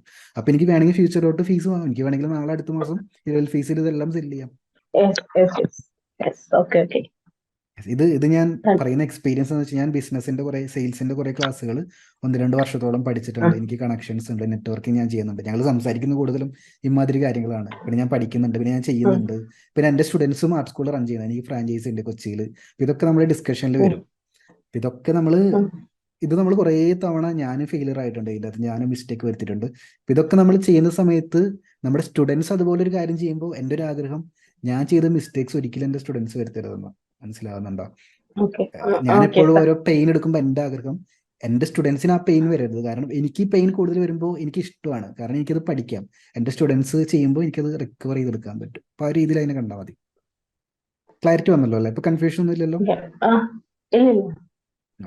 പിന്നെ വേറൊരു കാര്യമുണ്ട്. അതായത് ഒരു ക്വസ്റ്റ്യൻ ആണ്, ഞാൻ മറന്നുപോയതാണ്. അതായത് എന്റെ പേര് സുജിത എന്നാണ്, ഹസ്ബൻഡിന്റെ പേര് മുരളി, സുജിത മുരളി. അപ്പൊ എനിക്ക് അങ്ങനെ ഈ ആർട്ടിൽ സൈൻ ചെയ്യാൻ ഒരു പ്രശ്നം. അപ്പൊ ഞാൻ അതിനിങ്ങനെ ഷോർട്ട് ആക്കിയിട്ട് സുജു മുരളി എന്നൊരു ബ്രാൻഡ്, ഒരു സൈൻ കണ്ടുപിടിച്ച് ചെയ്യുന്നുണ്ട്. ഞാൻ എന്റെ ആർട്ടിൽ കണ്ടു കഴിഞ്ഞാൽ അറിയാം സാർ, അത് കുഴപ്പമുണ്ടോ എന്നുള്ളത്? ഇല്ല, കുഴപ്പമില്ല. നമുക്ക് ബ്രാൻഡ്, അതിനെ കുറിച്ച് ഞാൻ പറഞ്ഞുതരാം കേട്ടോ. നമുക്ക് ബ്രാൻഡ് ആർട്ടിൽ നമുക്ക് ഇഷ്ടമുള്ള പേരിൽ, ഇപ്പൊ എന്റെ പേര് സച്ചിൻ MS എന്നാണ് എന്റെ ഇനീഷ്യൽ. അപ്പൊ ഞാൻ 2014 ആർട്ട് ഫീൽഡിൽ ഇങ്ങനെ ബ്രാൻഡ് ക്രിയേറ്റ് ചെയ്യണമെന്ന് ആഗ്രഹിച്ച് ഞാൻ നെറ്റിൽ സെർച്ച് ചെയ്ത് നോക്കുക. സുജു മുരളി എന്നൊക്കെ നെറ്റിലൊക്കെ സെർച്ച് ചെയ്യുമ്പോൾ കുറെ റിസൾട്ട് ഉണ്ട്. അപ്പൊ ഞാൻ ആദ്യം സെർച്ച് ചെയ്ത സമയത്ത് സച്ചിൻ സെർച്ച് ചെയ്ത് കഴിഞ്ഞാൽ ഒരിക്കലും എന്റെ വെബ്സൈറ്റ് കയറി വരില്ല, കാരണം സച്ചിൻ ടെണ്ടുൽക്കർ ഉണ്ട്, പിന്നെ സച്ചിൻ എന്ന് പറഞ്ഞിട്ട് ഇഷ്ടംപോലെ ആർട്ടിസ്റ്റുകളുണ്ട്. ഭയങ്കര ഇഷ്യൂ ആയിരുന്നു. പിന്നെ MS എന്ന് പറയുമ്പോൾ മൈക്രോസോഫ്റ്റ് ഉണ്ട്, MS ധോണി ഉണ്ട്, അതും എനിക്ക് സെർച്ചിൽ കയറ്റാൻ പറ്റില്ല. അപ്പൊ ഞാൻ വിചാരിച്ചു എന്റെ ബ്രാൻഡിന് സച്ചിൻ MS ഇടണ്ട, ആർട്ടിസ്റ്റ് സച്ചിൻ ഇടാന്ന് വെച്ചാൽ. ആർട്ടിസ്റ്റ് സച്ചിനും ചലഞ്ചിങ് ആണ്, ആർട്ടിസ്റ്റും ഒരു കോമൺ കീവേഡ് ആണ്, സച്ചിനും ഹിന്ദിയിൽ ഒരുപാട് പേർക്കുള്ള ഒരു കോമൺ കീവേഡ് ആണ്. പക്ഷെ ഞാൻ അത് ചലഞ്ചാക്കി ഏറ്റെടുത്തു. എന്നിട്ട് ഞാൻ അതിൽ നിരന്തരം വർക്ക് ചെയ്തു. ഞാൻ എല്ലാ വീഡിയോസിലും താഴെ ആർട്ടിസ്റ്റ് സച്ചിൻ എഴുതി കാണിക്കും. പിന്നെ ഞാൻ ആദ്യമൊക്കെ ഈ പറയുന്ന പോലെ ഇപ്പോഴത്തുള്ള സപ്പോർട്ടൊന്നും ആയിരുന്നില്ല സ്റ്റാർട്ടിങ്ങിൽ. പലരും എന്നെ ചീത്ത പറഞ്ഞിട്ടുണ്ട്, നീ ആർട്ടിസ്റ്റ് നിന്റെ മുമ്പിൽ പേര് ചേർക്കാറായോടാ, നീ എവിടത്തെ ആർട്ടിസ്റ്റ് ആടാ, തെറി വരെ പറഞ്ഞ് മെസ്സേജ് അയച്ചവരിക്കണ്ടേ സ്റ്റാർട്ടിങ് സ്റ്റേജിൽ. പക്ഷെ ഞാൻ തീരുമാനിച്ചത്, ഈ തെറി പറഞ്ഞവരെ കൊണ്ട് ഒരു ദിവസം നിങ്ങൾ എന്നെ വിളിക്കും ആ ഒരു പേരിൽ നിന്ന്. ആദ്യമൊക്കെ ഞാൻ പത്രത്തിൽ ന്യൂസ് വരുന്ന സമയത്ത് പല പത്രക്കാരും പറഞ്ഞിട്ടുണ്ട്, നിന്റെ പേരിന്റെ മുമ്പിൽ ആർട്ടിസ്റ്റിന് ചേർക്കാൻ ഞങ്ങൾക്ക് പറ്റില്ലെന്ന് പച്ചയ്ക്ക് പറഞ്ഞിട്ടുണ്ട്. അതുകൊണ്ടാണ് ഞാൻ ന്യൂസ് മീഡിയാസിൽ നിന്ന് മാറി നിൽക്കുന്നത്. ഇപ്പോൾ പുതിയ ന്യൂസ് വരുന്ന സമയത്ത് ധൈര്യമായിട്ട് അവരിടും. ഞാൻ പറയാം അവരുടെ അടുത്ത്, നിങ്ങൾക്ക് എൻ്റെ ഒരു വാർത്ത കൊടുക്കുന്ന സമയത്ത് നിങ്ങൾക്ക് എൻ്റെ പേരിൽ ആർട്ടിസ്റ്റിന് ചേർക്കാൻ പറ്റിയില്ലെങ്കിൽ എന്നെ ഇന്റർവ്യൂ ചെയ്യാനോ എൻ്റെ വാർത്തയ്ക്ക് വേണ്ടി നിങ്ങൾ എൻ്റെ പിന്നാലെ നടക്കേണ്ട ആവശ്യമില്ല എന്ന് പറയും. ആ കോൺഫിഡൻസ് കിട്ടിയത് ഇത്ര വർഷം ഞാൻ ആ ബ്രാൻഡ് ബിൽഡ് ചെയ്യുന്നു. അപ്പൊ അത് നമ്മളാണ് തീരുമാനിക്കുന്നത്, നമ്മുടെ ബ്രാൻഡ് ഏത് പേരിൽ സെറ്റ് ചെയ്യണമെന്ന് നമ്മളാണ്. അതൊന്ന് ആലോചിച്ചിട്ടൊന്ന് ടൈം എടുക്കും, കാര്യം അത് വൺസ് ഫിക്സ് ആയി കഴിഞ്ഞാൽ പിന്നെ നമുക്ക് മാറ്റാൻ പറ്റൂല. ഇപ്പൊ നെറ്റിലൊക്കെ ഒന്ന് സെർച്ച് ചെയ്യുക, അതിൽ വെബ്സൈറ്റ് ഉണ്ടോ, ഇപ്പൊ sujimuruli.com വെബ്സൈറ്റ് ഉണ്ടോ എന്ന് സെർച്ച് ചെയ്ത് നോക്കാം, വേറെ സ്കൂളിന്റെ പേരുണ്ടോ എന്ന് സെർച്ച് ചെയ്ത് നോക്കാം. അങ്ങനെ ഉണ്ടെങ്കിൽ ഒന്ന് ട്വീക്ക് ചെയ്യുന്നത്, ചെറിയ മാറ്റങ്ങൾ വരുന്നത്, എന്നിട്ട് ഒരു പെർഫെക്റ്റ് സാധനത്തിലോട്ട് ഫിക്സ് ചെയ്യുക. നമ്മുടെ സൈൻ ഇടുമ്പോഴും നമ്മുടെ ക്ലാസ് എടുക്കുമ്പോഴും ഒക്കെ ഇത് നമ്മുടെ ഐഡന്റിറ്റി ആയിട്ട് മാറ്റാം. ഇഷ്ടമുള്ള പേര് ചൂസ് ചെയ്യാം, ഇഷ്യൂ ഒന്നുമില്ല. അങ്ങനെ ഞാൻ സെലക്ട് ചെയ്തതാണ് ആർട്ടിസ്റ്റ് സച്ചിൻ, ഞാനത് കണ്ടിന്യൂ ചെയ്യണം. അതിൽ ഞാൻ സക്സസ് ആയെന്ന് ഞാൻ വിശ്വസിക്കുന്നു. കാരണം ഞാൻ സ്റ്റാർട്ട് ചെയ്ത സമയത്ത് ഒരുപാട് പേരൊന്നും അവരുടെ പേരിന് മുമ്പിൽ ആർട്ടിസ്റ്റ് ചേർക്കുന്നുണ്ടായിരുന്നില്ല. അതെനിക്ക് യൂണീക്ക് ഐഡന്റിറ്റി ആയിട്ട് മാറി. ഞാൻ ധൈര്യമായിട്ട് ഞാൻ പറഞ്ഞു ഞാൻ ആർട്ടിസ്റ്റാണ്, എനിക്ക് ആർട്ടാണ് ഇഷ്ടം. അതെനിക്ക് ഭയങ്കര സപ്പോർട്ടീവ് ആയിട്ട്. അതെ, ആർട്ടിസ്റ്റ് സുജിത എന്ന് പറയുമ്പോ ഒരു മിക്സ് മാച്ച്. അപ്പൊ ആർട്ടിസ്റ്റ് സുജു എന്ന് പറയുമ്പോൾ പിന്നെ കുറെ എനിക്ക് ഇഷ്ടമുള്ളവരെ സുജു തന്നെ വിളിക്കുക. അപ്പൊ എന്റെ ഹസ്ബൻഡ് അതേറ്റും അതേപോലെ വിളിച്ചത്. അപ്പൊ എനിക്ക് ആ പേരൊന്ന് കൊളുത്തി ഈ ഹാർട്ടില് ടച്ചബിൾ ആയിട്ട്. പിന്നെ എം എന്നിട്ടിട്ട് സാറേ സൈൻ നോക്കി അറിയാം, എം എന്നിട്ടിട്ട് ഇങ്ങനെ സുജു എന്നിട്ട് ഒരു ഹാർട്ടും കൂടെ ഉണ്ട് അതിൽ എന്റെ സൈഡിൽ. അതെനിക്ക് ഭയങ്കര ഇഷ്ടമായി. അപ്പൊ അതൊക്കെ അതുകൊണ്ട് അത് ചൂസ് ചെയ്തത്. കുഴപ്പമൊന്നുമില്ല, നമുക്ക് ഇഷ്ടമുള്ള പോലെ ചെയ്യാം. ശരി സാർ. അല്ല, ഞാൻ അതല്ല ഉദ്ദേശിക്കും. ഇപ്പൊ 30 ദിവസത്തെ ക്ലാസ്, 10 ദിവസത്തെ ക്ലാസ്, അത് അവര് കൺഫേം ചെയ്തതിന് ശേഷം നമുക്ക് സ്റ്റാർട്ട് ചെയ്യാന്നല്ലേ? അതെ, അവരെടുത്ത് ചോദിക്കണം നിങ്ങൾക്ക് എത്ര ദിവസത്തെ ക്ലാസ് ആണ് വേണ്ടത്. അതിൽ എന്തൊക്കെയാ വേണ്ടത്, നിങ്ങൾ കാണുന്നത് എന്തൊക്കെയാന്നുള്ളതും കൂടെ ഒന്ന് ക്ലാരിറ്റി വരുത്തും. ശരി സാർ. ഞാൻ അത് കഴിഞ്ഞിട്ട് സാറുമായിട്ട് കോണ്ടാക്ട് ചെയ്യാം. അപ്പൊ സാറെ ഹെൽപ്പ് ചെയ്താൽ മതി. സാറിന്റെ ക്ലാസ് പോലെ ആവണം എന്നാണ് ആഗ്രഹം. മീൻസ് എനിക്ക് എന്നെ സംബന്ധിച്ചിടത്തോളം സാറിന്റെ ക്ലാസ്സിൽ നെക്സ്റ്റ് സ്റ്റേജിലേക്ക് പോകണം എന്നുള്ളൊരു ഇതുണ്ട്, ടെൻഡൻസി ഉണ്ട്. കറക്റ്റ് ആയിട്ട് അത് നമ്മൾ അങ്ങനെ ഒരു കാര്യമാണ് രസകരമായിട്ട് കൊണ്ടുപോകണം എന്നാണ്. കുട്ടികളും അല്ലേ, ആഗ്രഹം അതാണ്. നമുക്ക് നോക്കാം. Okay sir. ഇനി നമ്മുടെ സ്റ്റുഡൻസിന്റെ അടുത്ത്, അതായത് നമ്മുടെ ഓൺലൈൻ ക്ലാസ്സിൽ ഇപ്പോൾ ഒരുപാട് പേര്, ഇപ്പോൾ നിങ്ങളുടെ വീഡിയോ ഒക്കെ വരുന്ന സമയത്ത് ഒരുപാട് പേര് ഭയങ്കര ആഗ്രഹിച്ച് വരുന്ന ആൾക്കാരുണ്ട്. അപ്പോൾ ഓൺലൈൻ ക്ലാസ്സിൽ ജോയിൻ ചെയ്യണം, മാമിന്റെ പ്രായമുള്ള, ഇപ്പോൾ ഏകദേശം ഇപ്പോൾ ആർട്ടിൽ കുറച്ച് കാര്യങ്ങൾ ചെയ്യണമെന്ന് ആഗ്രഹിക്കുന്ന ഒരുപാട് സ്വപ്നങ്ങളുള്ള ആൾക്കാരുണ്ടായിരിക്കും. അവർ പല പല സ്ഥലത്തും പോയി പഠിച്ചിട്ട് കറക്റ്റ് ആവാതായിരിക്കും നമ്മുടെ സ്ഥലത്ത് വരുന്നുണ്ടായിരിക്കും. അപ്പൊ അവരുടെ അടുത്ത് എന്താ പറയാനുള്ളത്? അവരുടെ അടുത്ത് കറക്റ്റ് ആവുക എന്നുള്ളത് നമ്മൾ ചെയ്യേണ്ട കാര്യമല്ലേ. അതെങ്ങനെ നമ്മൾ കറക്റ്റ് ആവാതിരിക്കുക? എനിക്ക് തോന്നിയില്ല. എന്നെ സംബന്ധിച്ചിടത്തോളം അങ്ങനെ ഒരു കാര്യം ഇല്ല. എവിടെ പോയാലും നമ്മൾ കറക്റ്റ് ആകണമെന്നുണ്ടെങ്കിൽ എത്ര ചെറിയ ക്ലാസ്സിനകത്ത് നിന്നിട്ടും ഇപ്പൊ സച്ചിൻ സാർ പറയുന്നത് പോലെ വിശദീകരിച്ച് അല്ലെങ്കിൽ എക്സ്പ്ലെയിൻ ചെയ്ത് ഒരാൾ പറഞ്ഞു തരണമെന്നില്ല. പക്ഷെ അവർക്ക് അറിയുന്ന രീതിയിൽ എക്സ്പ്ലെയിൻ ചെയ്താൽ അത് എന്നെ സംബന്ധിച്ചിടത്തോളം ഞാനിത് വല്ലാണ്ട് ആഗ്രഹിച്ചിട്ടുള്ള ഒരു ക്ലാസ് ആണ്. അപ്പൊ ഞാനിവിടെ കറക്റ്റ് ആവാതിരിക്കില്ല. പിന്നെ സാറ് പറഞ്ഞ പോലെ ഫീസ് അത് തന്നിട്ടിരിക്കുമ്പോ എനിക്ക് ഇപ്പൊ സാറ് ഒരു ഓഫർ തന്നിട്ടാണ് ഞാൻ ഇതിൽ കയറി വന്നത്. ചിലപ്പോ സാറ് ഓഫർ തരാണ്ട് 10,000 പറഞ്ഞാലും ഞാൻ ചെയ്യും. കാരണം ഞാൻ അത്ര ആഗ്രഹിച്ചിട്ടാണ് ഞാൻ ഇതിലോട്ട് വന്നത്. അത് ഉറപ്പാണ്. സിമ്പിൾ ക്വസ്റ്റ്യൻ, ഡയറക്റ്റ് ആയിട്ട് ഒരു ക്വസ്റ്റ്യൻ ചോദിച്ചോട്ടെ. ഒരു ഫീസ് എനിക്ക് തന്നല്ലോ, ആ ഫീസിനുള്ള വാല്യൂ ഇപ്പൊ കോഴ്സ് ഓൾറെഡി സ്റ്റാർട്ട് ചെയ്തിട്ടേ ഉള്ളൂ, കംപ്ലീറ്റ് ആക്കിയിട്ടില്ല എന്ന് എനിക്കറിയാം. എന്നിരുന്നാൽ കൂടി ആ ഫീസിനുള്ള വാല്യൂ തിരിച്ചു കിട്ടിയായിരുന്നോ? പിന്നെ അതിലെന്താ സംശയം? ഞാൻ പറയട്ടെ, ഞാൻ സാറെടുത്ത് വോയിസ് ഇടുമ്പോ ഞാൻ പറഞ്ഞില്ലേ, ഞാനൊരു ഓൺലൈൻ ക്ലാസ്സിൽ 2,000 രൂപ 3 മാസത്തെ കോഴ്സ് അറ്റൻഡ് ചെയ്യുക, പേയ്മെന്റ് മാത്രം ചെയ്യാനുള്ളൂ. അപ്പോഴാണ് എന്റെ ഫോണ് ഞാൻ ആ ഒരു ഫ്രണ്ടിന് ഞാൻ നമിക്കണു. ആരാണെങ്കിൽ അതായത് അവര് ആ ഹാക്ക് ചെയ്യപ്പെട്ടത് കൊണ്ടാണ് ഞാൻ സാറിലോട്ട് വന്നത്. അപ്പൊ എനിക്ക് എപ്പോഴും അവരോട് നന്ദിയാണുള്ളത്. എല്ലാവരും അവരെ ചീത്ത വിളിക്കുക ചെയ്യുക, ഇവിടെ ചെയ്തു വെച്ച കാര്യം കൊണ്ട് ഞങ്ങളുടെ കൂടെ ലൈഫ് പോയി അങ്ങനെ ഇങ്ങനെ. ഞാൻ നമിക്കുകയാണ് ശരിക്കും, സത്യമായിട്ട് ആത്മാർത്ഥമായിട്ട്. കറക്റ്റായിട്ട് അവർ ആ സമയത്ത് ചെയ്ത് എന്റെ നമ്പർ ബ്ലോക്ക് ആയതുകൊണ്ട്. അപ്പൊ ഞാൻ വെറുതെ ഇരുന്നപ്പോ ശരി സാർ ഞാൻ വേറൊരു സത്യം പറയാം. സാറിന്റെ ക്ലാസ്സിൽ ഞാൻ 25,000 ഫീസ് പ്രതീക്ഷിച്ചിട്ടാണ് ഞാൻ ഈ ആ വീഡിയോ കാണുന്നത്. ഉള്ളത് പറയും. ഞാനിപ്പോ ഇങ്ങനെ ഞാൻ വിചാരിച്ചത് എന്താ അറിയോ, 25,000 എന്റെ കയ്യിലില്ല, അത് ഉറപ്പുള്ള കാര്യം. അപ്പൊ ഞാൻ ആ 25,000 ഒരു വർഷം കൊണ്ട് എങ്ങനെയെങ്കിലും, ഞാൻ ഈ സ്റ്റിച്ച് ചെയ്യുന്നുണ്ടെന്ന് പറഞ്ഞില്ലേ, ആ സ്റ്റിച്ച് ചെയ്യുന്നതെന്നും മറ്റേ പെയ്ഡ് വർക്ക് അങ്ങനെയുള്ള എല്ലാം കൂടെ സാറിന്റെ ഫീസ് അറിയാം. ആദ്യം എന്റെ മനസ്സിൽ 25,000, അത് ഒരു മാസത്തിന് കേട്ടോ. ഈ ലൈഫ് ലോങ് ക്ലാസ് ഒന്നും ഇതൊക്കെ എനിക്ക് ബോണസ് എന്ന് പറഞ്ഞാലും പോരപ്പോ, എന്താ പറയാ, ഏറ്റവും വലിയ ജീവിതത്തിലെ ഏറ്റവും വലിയ ഗിഫ്റ്റ് ആണ്. അപ്പൊ ആ 25,000 രൂപ ഞാൻ ഒരു വർഷം കൊണ്ട് എങ്ങനെയെങ്കിലും സേവ് ചെയ്തതിനു ശേഷം ആ അടുത്ത വർഷം ഇതേപോലെ സാറിന്റെ അടുത്ത് വന്നിട്ട് ആ ക്ലാസ്സിൽ അറ്റൻഡ് ചെയ്യുക. അതായത് ഒരു വർഷം സാർ എനിക്ക് പെട്ടെന്ന് എടുക്കാനുണ്ടാവില്ല, പക്ഷെ ഞാൻ എപ്പോഴായാലും ചെയ്യും എന്ന് പറഞ്ഞിട്ട് ഒരു അപ്പോയിന്റ്മെന്റ് സാറിന് ബുക്ക് ചെയ്ത് വെക്കുക. സാറോട് സംസാരിച്ച് ബുക്ക് ചെയ്ത് വെക്കുക. അതിനുശേഷം അത് ഉണ്ടാക്കിയതിനു ശേഷം സാറിന്റെ ക്ലാസ്സിൽ കയറുക. ഈ ഒരു എയിമിലാണ് ആ വീഡിയോ കാണുന്നത്. അങ്ങനെ ഉള്ള ഒരാൾക്ക് ഈ ഫീസും ഈ ലൈഫ് ടൈമുള്ള ground support, record videos, sir ഞാൻ എന്താ പറയാ, ലോട്ടറി എന്ന് തന്നെ പറയാം. സത്യമായിട്ട് എന്റെ കാര്യങ്ങൾ ഞാൻ എന്നെ വിശ്വസിച്ചിട്ടില്ല. ഞാൻ സാറിന്റെ ക്ലാസ്സിൽ സാറും ഞാനും ഫേസ് ടു ഫേസ്, ഇതൊക്കെ എന്റെ സ്വപ്നങ്ങളുടെ ഭാഗമാണ്. അതായത് നമ്മൾ തീവ്രമായിട്ട് ആഗ്രഹിച്ചാൽ നടക്കുന്നൊക്കെ അബ്ദുൽ കലാം പറഞ്ഞിട്ടുള്ളതായിട്ട് അറിയാം. ഒരു കാര്യം നിരന്തരമായിട്ട് ആ ഒരു ശരിക്കും അത് ഇത്രത്തോളം സത്യമാണെന്ന് അറിഞ്ഞത് എന്റെ ഈ കോഴ്സിൽ വന്നിട്ടാണ്. എനിക്കറിയില്ല, സാർ ചിലപ്പോ എന്താ പറയാ ഈ വീഡിയോ കാണുന്ന വേറൊരാള് സാറ് പുകഴ്ത്താണെന്നോ അല്ലെങ്കിൽ സാർ എന്നെ കൊണ്ട് പറയിപ്പിച്ചു എന്ത് വേണമെങ്കിൽ വിചാരിച്ചോട്ടെ, എനിക്കറിയില്ല. പക്ഷെ എന്റെ ഇതാണ് സത്യം. ആർട്ടിസ്റ്റ് സച്ചിൻ എന്റെ സ്വപ്നങ്ങളിൽ ഒന്നായിരുന്നു, അതെനിക്ക് ഞാൻ നേടി. അപ്പൊ അത് തന്നെ ഞാൻ പ്ലസ്. അപ്പൊ എന്നെ സംബന്ധിച്ചിടത്തോളം ഈ ക്ലാസ്സിൽ എന്റെ പരമാവധി അധ്വാനം, സമയം, ഡെഡിക്കേഷൻ, ഇനി അതിന്റെ പേരുകൾ എന്തൊക്കെ ഉണ്ടോ അതെല്ലാം ഞാൻ ഇതിൽ തന്നിരിക്കുന്നു, ഉറപ്പാണ്. ഞാൻ എന്ത് നഷ്ടപ്പെടുത്തിയിട്ടായാലും ഞാനത് അവിടെ ഇരിക്കും. ഞാൻ അത്രയും തീവ്രമായിട്ട് ആഗ്രഹിച്ചിട്ടാണ് ആർട്ടിലേക്ക് വന്നത്. എന്റെ മുമ്പിൽ ഇരിക്കുന്നത് ഞാൻ ഒരുപാട് ആഗ്രഹിച്ച ഒരു ഗുരു മതി. അപ്പൊ അത് ആത്മാർത്ഥമായി ചെയ്തിട്ടുണ്ടെങ്കിൽ അത് പ്ലസ് തന്നെയാണ് സാർ. അത് ആർക്കും അങ്ങനെ ഇല്ല, കിട്ടില്ല എന്ന് ഞാൻ വിചാരിക്കുന്നില്ല. യെസ്, അപ്പൊ ഒരുപാട് സന്തോഷം. ഞാൻ വൈൻഡപ്പ് ചെയ്യാണ്. നമ്മുടെ ഗോൾസ് മറക്കണ്ട. എനിക്ക് ഓക്കെ. സന്തോഷം കിട്ടുന്നത് നമ്മുടെ ഇല്ല സ്റ്റുഡൻസ് ഇല്ല. അച്ചീവ്മെന്റ്സ് എടുക്കുമ്പോഴായിരിക്കും. അതിലോട്ട് വർക്ക് ആ, ചെയ്യുക. ഞാനും ഒന്ന് പേഴ്സണലി മോണിറ്റർ ചെയ്യുന്നുണ്ടായിരിക്കും. വീക്കിലി മീറ്റിലോട്ട് വരുന്ന സമയത്ത് ഇതുമായിട്ട് റിലേറ്റ് എൻ്റെ അടുത്ത് സംസാരിക്കാം കേട്ടോ. സ്റ്റുഡൻസ് എന്തെങ്കിലും ഡൗട്ട് ഉണ്ടെങ്കിൽ വീക്കിലി മീറ്റിലൊക്കെ ഞാനായിട്ട് ഡിസ്കസ് ചെയ്യാം, ക്ലാരിറ്റി വരുത്താം. തീർച്ചയായിട്ടും നമ്മുടെ ഫസ്റ്റ് ഗോള് എനിക്ക് ആ ബാച്ചിൽ 10 സ്റ്റുഡൻസിനെ കാണണം, വെക്കേഷൻ ബാച്ചിൽ. Okay sir. ഞാൻ അതിനു വേണ്ടി ഇന്ന് മുതൽ തന്നെ ട്രൈ ചെയ്യാം. ഞാനൊരു നോട്ടീസ് ക്രിയേറ്റ് ചെയ്യണം. ഞാനത് വിചാരിച്ചതാണ് ഈ പെയ്ഡ് വർക്കിന്റെ ഒക്കെ ഒന്ന് ക്രിയേറ്റ് ചെയ്യും. പക്ഷെ എനിക്ക് ഞാനെല്ലാം ഫോണിലൂടെ തന്നെയാണ് ചെയ്യുക. അതിനുവേണ്ടി ഒരുപാട് പൈസ മുടക്കാനൊന്നും എന്റെ കയ്യിലില്ല. അപ്പൊ അതുകൊണ്ട് ഞാൻ എല്ലാം മാക്സിമം ഫോണിലൂടെ തന്നെയൊക്കെയാണ് ഞാൻ ചെയ്യുക.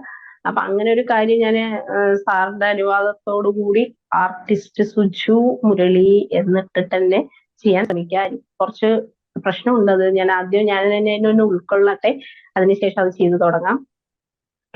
സ്റ്റുഡന്റ് എന്തായാലും ഞാൻ ഇനി അതിനു വേണ്ടിയുള്ള അധ്വാനമാണ്. സാറ് പറഞ്ഞ പോലെ അറ്റ് എ ടൈം നമ്മൾ ചെയ്തു കഴിഞ്ഞാൽ സ്റ്റുഡന്റ് വരും, സബ്ജക്ട് ഏതാണെന്ന് അറിയില്ല, നമ്മൾ എങ്ങനെ തുടങ്ങണമെന്ന് അറിയില്ല, ഏത് ദിവസം തുടങ്ങണമെന്ന് അറിയില്ല. അവരും കുറെ ഡേറ്റുകൾ പറയും, ഇന്ന് തുടങ്ങിയാൽ പോരെ എന്ന് നമുക്ക് ഫുൾ കൺഫ്യൂഷൻ ആകും. അപ്പൊ സാറ് പറഞ്ഞ ഈ ഐഡിയ നല്ലതാണ്. കുറച്ച് ദിവസം മുമ്പ് അല്ലെങ്കിൽ കുറച്ച് മാസം മുമ്പ് നമ്മൾ അതിലേക്ക് പ്ലാൻ ചെയ്ത് കഴിഞ്ഞാൽ നമ്മൾ ആ സമയമാകുമ്പോൾ എല്ലാത്തിനും ഒരു ക്ലാരിറ്റി ഉണ്ടാകും. അത് ഒരുപാട് താങ്ക്സ്. അത് ഞാൻ ചിന്തിക്കാത്ത കാര്യങ്ങളായതുകൊണ്ട്, അറിയില്ല, അതുകൊണ്ട് അത്ര തന്നെ. പിന്നെ സാർ ഒരു ഗോളും കൂടെ ഉണ്ട്. എനിക്ക് ആർട്ടിലേക്ക് ഒരുപാട് പൈസ ഞാൻ ഇൻവെസ്റ്റ് ചെയ്തത് അല്ലെങ്കിൽ കുറെ മെറ്റീരിയൽ ഒക്കെ വാങ്ങിച്ചത് ഞാൻ സ്റ്റിച്ചിങ്ങിലൂടെയാണ്. അപ്പോ ഈ റിയലിസ്റ്റിക് ആയിട്ടുള്ള ഫോട്ടോസ് ലാസ്റ്റ് നമ്മള് ഫോട്ടോ ടു ഫേസ് അതിലെനിക്ക് സ്വിമ്മിങ് മിഷൻ ചെയ്യണം. അതിന്റെ ഒരു വലിയ ആഗ്രഹമാണ് ഒന്ന്. പിന്നെ ഒരു ഗോളും കൂടെ ഉണ്ട്, ഞാൻ വിട്ടുപോയതാണ് ഇവിടെ പേജിൽ എഴുതിയപ്പോ എനിക്ക്. പിന്നെ എന്നെ ഈ നാട്ടില് കുറെ പേര്, ഞാൻ സാറിനോട് അന്നൊരു വോയിസ് ഇട്ടിട്ടുണ്ടായിരുന്നല്ലോ, അഹങ്കാരി, വരയ്ക്കുന്ന അഹങ്കാരി എന്നൊരു പേരുണ്ട് എനിക്കിവിടെ. അതെന്തുകൊണ്ടാണെന്ന് അറിയില്ല, അറിഞ്ഞുകൊണ്ട് ഞാൻ ആരെയും ദ്രോഹിക്കാൻ പോയിട്ടില്ല. ഞാൻ വരയ്ക്കുന്നത് ആരോടും അങ്ങോട്ട് കയറി പറഞ്ഞ ആളാവാനും ശ്രമിച്ചിട്ടില്ല. എന്നെ ഇഷ്ടപ്പെട്ട് ഇങ്ങോട്ട് ചോദിക്കുന്നവർക്ക് മാത്രമേ ഞാൻ മറുപടി കൊടുത്തിട്ടുള്ളൂ, ഞാൻ അതിനെക്കുറിച്ച് എക്സ്പ്ലെയിൻ ചെയ്തിട്ടുള്ളൂ. പിന്നെ എന്തുകൊണ്ടാണെന്ന് എനിക്കറിയില്ല, ഡെയിലി പോസ്റ്റ് ചെയ്യാൻ തുടങ്ങിയപ്പോ കേട്ട ഒരു പേരാണ്. അപ്പൊ അതിന് ഞങ്ങളെ പരിസരത്തൊരു ക്ഷേത്രമുണ്ട്. അപ്പോ ആ ക്ഷേത്രത്തിന്റെ ഒരു പിക്ക് എനിക്ക് ഒരു A3 സൈസിൽ ചെയ്തിട്ട് ആ ക്ഷേത്രത്തിൽ സമർപ്പിക്കണം. അതിന് സാർ ഹെൽപ്പ് ചെയ്യണം.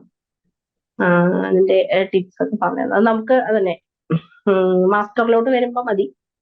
അത് ഞാൻ പെർഫെക്റ്റ് ആയിട്ട്, ഞാൻ ധൃതി വെക്കുന്നില്ല, പെർഫെക്റ്റ് ആയിട്ട് ഈ പറഞ്ഞവരൊക്കെ ഞാൻ കൊടുത്തതാണെന്ന് ആ ക്ഷേത്രത്തിൽ പോകുമ്പോൾ കാണണം. അതൊരു പബ്ലിക് പ്ലേസ് ആണ്, എനിക്ക് അതല്ലാതെ വേറെ എവിടെയും വെക്കാൻ പറ്റില്ലല്ലോ. അപ്പൊ അതിനുള്ളൊരു ഐഡിയ ഞാൻ കണ്ടെത്തിയതാണ്. പിന്നെ ഈ ഒരു ക്ലാസ് സെറ്റ് ചെയ്തതിൽ ഞാൻ ഈശ്വര വിശ്വാസി ആയതുകൊണ്ട് ജഗദീശ്വരന്റെയും കൂടെ ഒരു അനുഗ്രഹം ഉണ്ടെന്ന് വിചാരിക്കുന്നു, സാറെപ്പോൾ ഒരു ഗുരു തന്നതിന്. അതിനുള്ളൊരു സമർപ്പണം കൂടിയാണ്. അത് ഞാൻ ആദ്യം വിചാരിച്ചത് ദക്ഷിണയായിട്ടോ അല്ലെങ്കിൽ എന്തെങ്കിലും ഒരു സ്പോൺസർ ആയിട്ടൊക്കെയാണ്. പക്ഷെ ഞാൻ എന്തിനാ അങ്ങനെ ചെയ്യണം, ഞാനൊരു ആർട്ടിസ്റ്റ് അല്ലേ, ഇതുവരെ ആരും ചെയ്തിട്ടില്ല ക്ഷേത്രത്തിന്. അപ്പൊ ഞാൻ ആ ആർട്ടിലൂടെ തന്നെ ഈശ്വരനെ സമർപ്പിക്കുന്നതാണ് നല്ലത് എന്ന് ഒന്ന് വിചാരിച്ചിട്ട്. ഇതൊക്കെയാണ് എന്റെ ഇപ്പോഴത്തെ ഗോൾ. എല്ലാ ഗോളും പെട്ടെന്ന് തന്നെ അച്ചീവ് ആവട്ടെ. അല്ല, എനിക്ക് ധൃതിയില്ല സാർ, എനിക്ക് ചെയ്യുന്നത് വൃത്തിയായി ചെയ്യണം എന്നുള്ളൊരു ഇതാണ്. ഈ ക്ഷേത്രത്തിന്റെ പിക്ചറൊക്കെ എനിക്ക് അത്രയും വൃത്തി, കണ്ടു കഴിഞ്ഞാൽ ആരും ഒന്നും പറയാൻ പാടില്ല. അതില് എല്ലാവരും അറിയണം, ആരാ വരച്ചെന്ന് ചോദിക്കണം, ഞാനാണെന്ന് അറിയണം, എന്നെ നേരത്തെ കളിയാക്കിയവര് മുമ്പിൽ എനിക്ക് നിൽക്കണം. അതൊരു വലിയ ആഗ്രഹമാണ്.